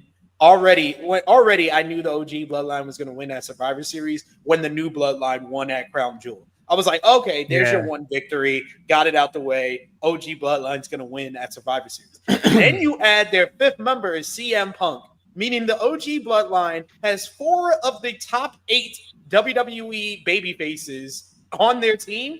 They're gonna win. You got Tonga Loa on the other team. That's the guy to pin. That's the GOAT, Tonga Loa. We're not going to speak ill of Tonga Loa. Getting pinned in every one of these. He lost to Cody twice. He lost to Roman at Bad Blood. Like, Solo, Tongaloa, one of those guys are going to get pinned. And yeah, I think OG Bloodline gets the victory here, especially with the report that they're going to be together going into like Mania season. They got to win here. I'll make a prop prediction. I'll make a quick prop prediction. I'm going to give away a Wrestle Rumble entry in a second to somebody as well, and that kind of ties in. My prediction is there will be a crucial moment of this match where something does not go right for Tongaloa. Something. That is out there, sir. Yeah, I mean, yeah, right. It's something. Like, I'm talking like a slip on a banana peel type thing. Like a 1 in a million, like, I'm not talking about like a botch where like, you know, someone gets seriously hurt, or I'm not talking like trying to speak like something terrible into existence, but it just always seems like the one thing he needs to do just doesn't come across right. Like, you got to do the low blow, and you miss the low blow, and you hit your partner in the head. You know what I mean? Like you got to do this one thing, and you fall over before it can happen. Like, it's just like, just keep your eyes on that. Anything else from Survivor Series you want to go over real quick before I give away a Wrestle Rumble entry? I don't think so. I know you gotta run. Like there's other good stuff on the show. Is there anything you want to talk about since you got to run? I think LA Knight Shinsuke Nakamura is going to be good. I've always loved Shinsuke. LA Knight I've come around on a lot recently. I do. I really respect that he's still this over. I really do. It's a testament to like he's doing something. He's doing a lot of things right to still be in this position right now. He really is. As far as who wins that match, though, I don't know. Shinsuke, you know, I feel like Shinsuke really shouldn't be like losing a lot, but like, I mean, he lost a lot before he went away, but I don't know. They always put these Shinsuke in position to just lose. That's sort of who Shinsuke is at this point. Especially because he came back 2 weeks ago. Like, when they announced this match on Monday, I was like, this literally just started. Right. I feel like this is only a match on this show because they really needed that Cody and KO matchup for Saturday night's main event. God bless you. But I don't have high hopes for this matchup. I don't see LA Knight style and Nakamura style meshing that well. So we'll see. Could be interesting. It'll be a lot of like them hitting like their stuff, like, you know, like it'll be well, I don't know. Maybe it'll line. I understand what your reservations are for that, though. I mean, Gunther and Damian Priest, I'm sure will be solid. I mean, I fully expect Gunther to retain, as he should. This is the worst booked Gunther feud of all time. I'm gonna stand on that hill. I don't care what anybody tells me. They're booking Gunther like he's the Miz, and I'm not liking it at all. It is very strange the way they're just like, hey, yeah, you've kind of sucked recently. And like Damian Priest just called him out. He's like, you're not the same dude. And then he punks him out at every turn. And he's like, oh, well, hey, it doesn't look like he is the same dude. It's very strange after such a dominant Intercontinental title run that becoming the world champion, now he's just kind of a punk. And like, I can get it to a point. He lost to Cody, so we have to act like his invincibility is down. And I can get wanting to make Damian Priest look like a badass, look strong before he takes the loss at Survivor Series. I just don't think that this is the right guy to do it, because all the promos of Damian Priest being like, oh, I know, I can beat you. No, he doesn't. He beat you. Right. Y'all are acting like that never happened. But the Balor interference is. Oh, because, Finn Balor was such a difference, and Damian Priest is like, he beat him with, little more of a minor inconvenience at Bad Blood. Yeah, he was so big of a factor that Damian Priest believes if it wasn't for him, he would have beaten him, but he didn't. What we saw was Gunther beat Priest, yet Priest is acting like he's beaten Gunther 1,000 times. That's why Gunther should be scared. I'm taking Gunther. Same. And then we got 2 more matches. We'll just quick predictions and get out of here.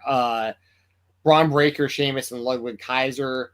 I haven't been watching as consistently throughout this feud. So, like, is there any reason at all that they would be taking the IC title off Braun outside of, like, Sheamus still hasn't won it, right? That's, like, his big thing is, like, the one title he hasn't won. But if they're going to do that, you figure they do that in a one-on-one match. Is there any chance Ludwig wins this? Does he have the kind of momentum where, like, that's possible? Or do you think Braun keeps retaining here? I think going into the matchup, he has the best story. He cut a great promo on Raw Talk this week where he talked about, and yeah, I'm the guy who says he doesn't watch press scrums. But yeah, I'm about to say you just He cut a great promo where I was just like, why wasn't this on the show? Where he was like, Gunther gave him the role of stepping up to a top position, and he wants to win the title that Gunther made so prestigious because it hasn't been prestigious since Gunther won the title. So he wants to win the title back and restore its prestige, restore its honor. So I think that story is great. It makes sense. His character works with it. It's a triple threat, so he can win it in a way that's cheap, where he doesn't have to beat a Braun Breaker. So I would say Ludwig has a better chance of winning than Sheamus to me, but I got Braun. Okay. Same with you, Jeremy. Braun, you think retains here? I think Braun retains. And then the last one we got is the Women's War Games match, which I know very little about the build to this one. Did Jade just get hurt, by the way? I think I saw something about Jade Cargill. Yeah. Was she supposed to be in this? Because I see Bianca in this. Okay. Who was the replacement for Bailey? Oh, okay. That I was wondering how Bailey got. Okay, that makes perfect sense then. So Rhea, Bianca, Naomi, Io, and Bailey. That's a damn good team right there. That's a stacked women's team right there. And then you got the Judgment Day of Raquel Rodriguez and Liv Morgan, along with Nia Jax, Tiffany Stratton, and Candice LeRae. Solid team in its own right. It's not like that's not a trash squad or anything like that. I've become really big on Nia Jax in like the last year. I used to despise Nia. Like in her first WWE run, I did not like her at all. Ever since she came back, I think she's completely leveled up. No pun intended. She didn't even need to go to level up. She just got better. But I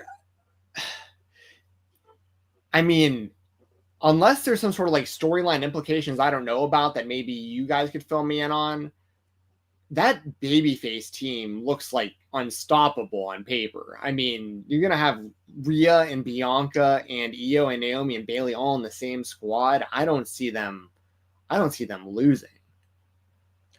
I don't either. I think the baby faces win this one. This is the most haphazardly put together women's war games that I've ever seen in my this is the most haphazardly put together war games that I've ever seen in my lifetime. And yes, I saw WCW versus the Wolfpack versus the NWOB team at Fall Brawl 1998. Yet this is more haphazardly.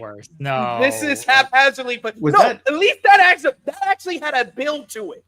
This literally is like you woke up, you were asleep in homeroom, and then you woke up and you're like, damn, I forgot to do my science homework. No, and it feels like Triple H woke up 2 weeks ago and was like, damn, I've been focused on this whole Bloodline Wars games this whole time. We gotta do a women's war game. Hey, you two that were facing at the last pay-per-view. Yeah, you with the titles. Liv, Nia, you're gonna be team now. Hey, you four over here. Y'all were feuding over the tag team title. Yes, you, Bianca, Io, y'all gonna be a team now. And we're gonna find some other baby faces and heels. We're gonna put them in the cage, and we're gonna call it War Games. This sucks. That build sucked for that WCW one because it was, the winner gets a title shot, a Goldberg, and then Diamond Dallas Page won, and Sting, I think we was in that match, and then Sting just got a title shot the next night on Nitro anyway. It's like, why? But at least it was actually built to. You had the NWO and the Black and White feud. You had Ultimate Warrior and Hulk Hogan feuding. It was an awful feud, but at least it was built to. It's one of the greatest feuds of all time. Let's be honest. I'm getting my years all screwed up now. One of the greatest matches of all time. Oh, what Hogan and Warrior with the fireball? Yeah. Which year was it when Henning turned? 97. That was 97. That was the year before. Okay. I was getting those I had combined in my mind, like different stuff from both of those. Okay. Gotcha. I think Tiffany Stratton is going to cash in her Money in the Bank briefcase during this match. That's actually a good idea. That's because that also doesn't like that does. So here's a weird question. If she cashes in the Money in the Bank briefcase, let's say she just decides to do it, it just becomes a championship match. So like whoever gets the pinfall could theoretically win. Is that how it works? No, like that's Tiffany. Tiffany is cashing it. Yeah. She's cashing in, but like that means the match becomes a title match. Because it did become a triple threat at WrestleMania. I know what you're saying. Like with no. No, because Tiffany is so War Games just ends. So War Games just ends as a no contest. And then it restarts as Tiffany pins Liv to win the title. So technically the heels win. But they also lose because now Tiffany is I feel like Jeremy confused himself going. No, I know exactly what I'm talking about. Here's the thing. Here's what it's gonna be. Tiffany's gonna cash in. See, D-Lo doesn't get it. Tiffany cashes in. The match becomes for the title. And then Rhea's gonna pin Liv, and Rhea is gonna be the new champion out of War Games. That's my prediction. Tiffany's Money in the Bank. Tiffany? Yeah. Rhea Ripley. Well, the reason this makes logical sense is because at WrestleMania 31, technically Roman Reigns could have pinned Brock Lesnar in that triple threat, not Seth Rollins, after Rollins cashed in. Yeah, because Seth pinned Roman. He made the match a triple threat match. Roman wasn't the champion, but he cashed in to insert himself into a title match. So if Tiffany cashes in, that was a title match. So therefore, it was a title match that Roman Reigns was already in. Well, now this becomes a title match. That's the whole purpose of the cash No. Because when you cash in, a title match to begin with, so it means that Rhea Ripley is not contending. But SP3, when you cash in, the match becomes a title match. If you cash in, it becomes a 10-way, title match. Yes. Yeah. But which title is it for? Is it for both titles? You got to call it beforehand. You got to call it on the microphone. Maybe it is for both titles. Maybe it is. This is unprecedented. I'm booking unprecedented stuff here. But I do like the idea.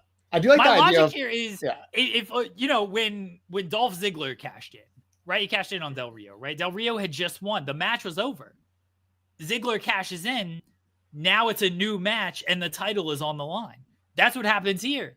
It's a new match. The title is on the line. Everybody's still involved in this match.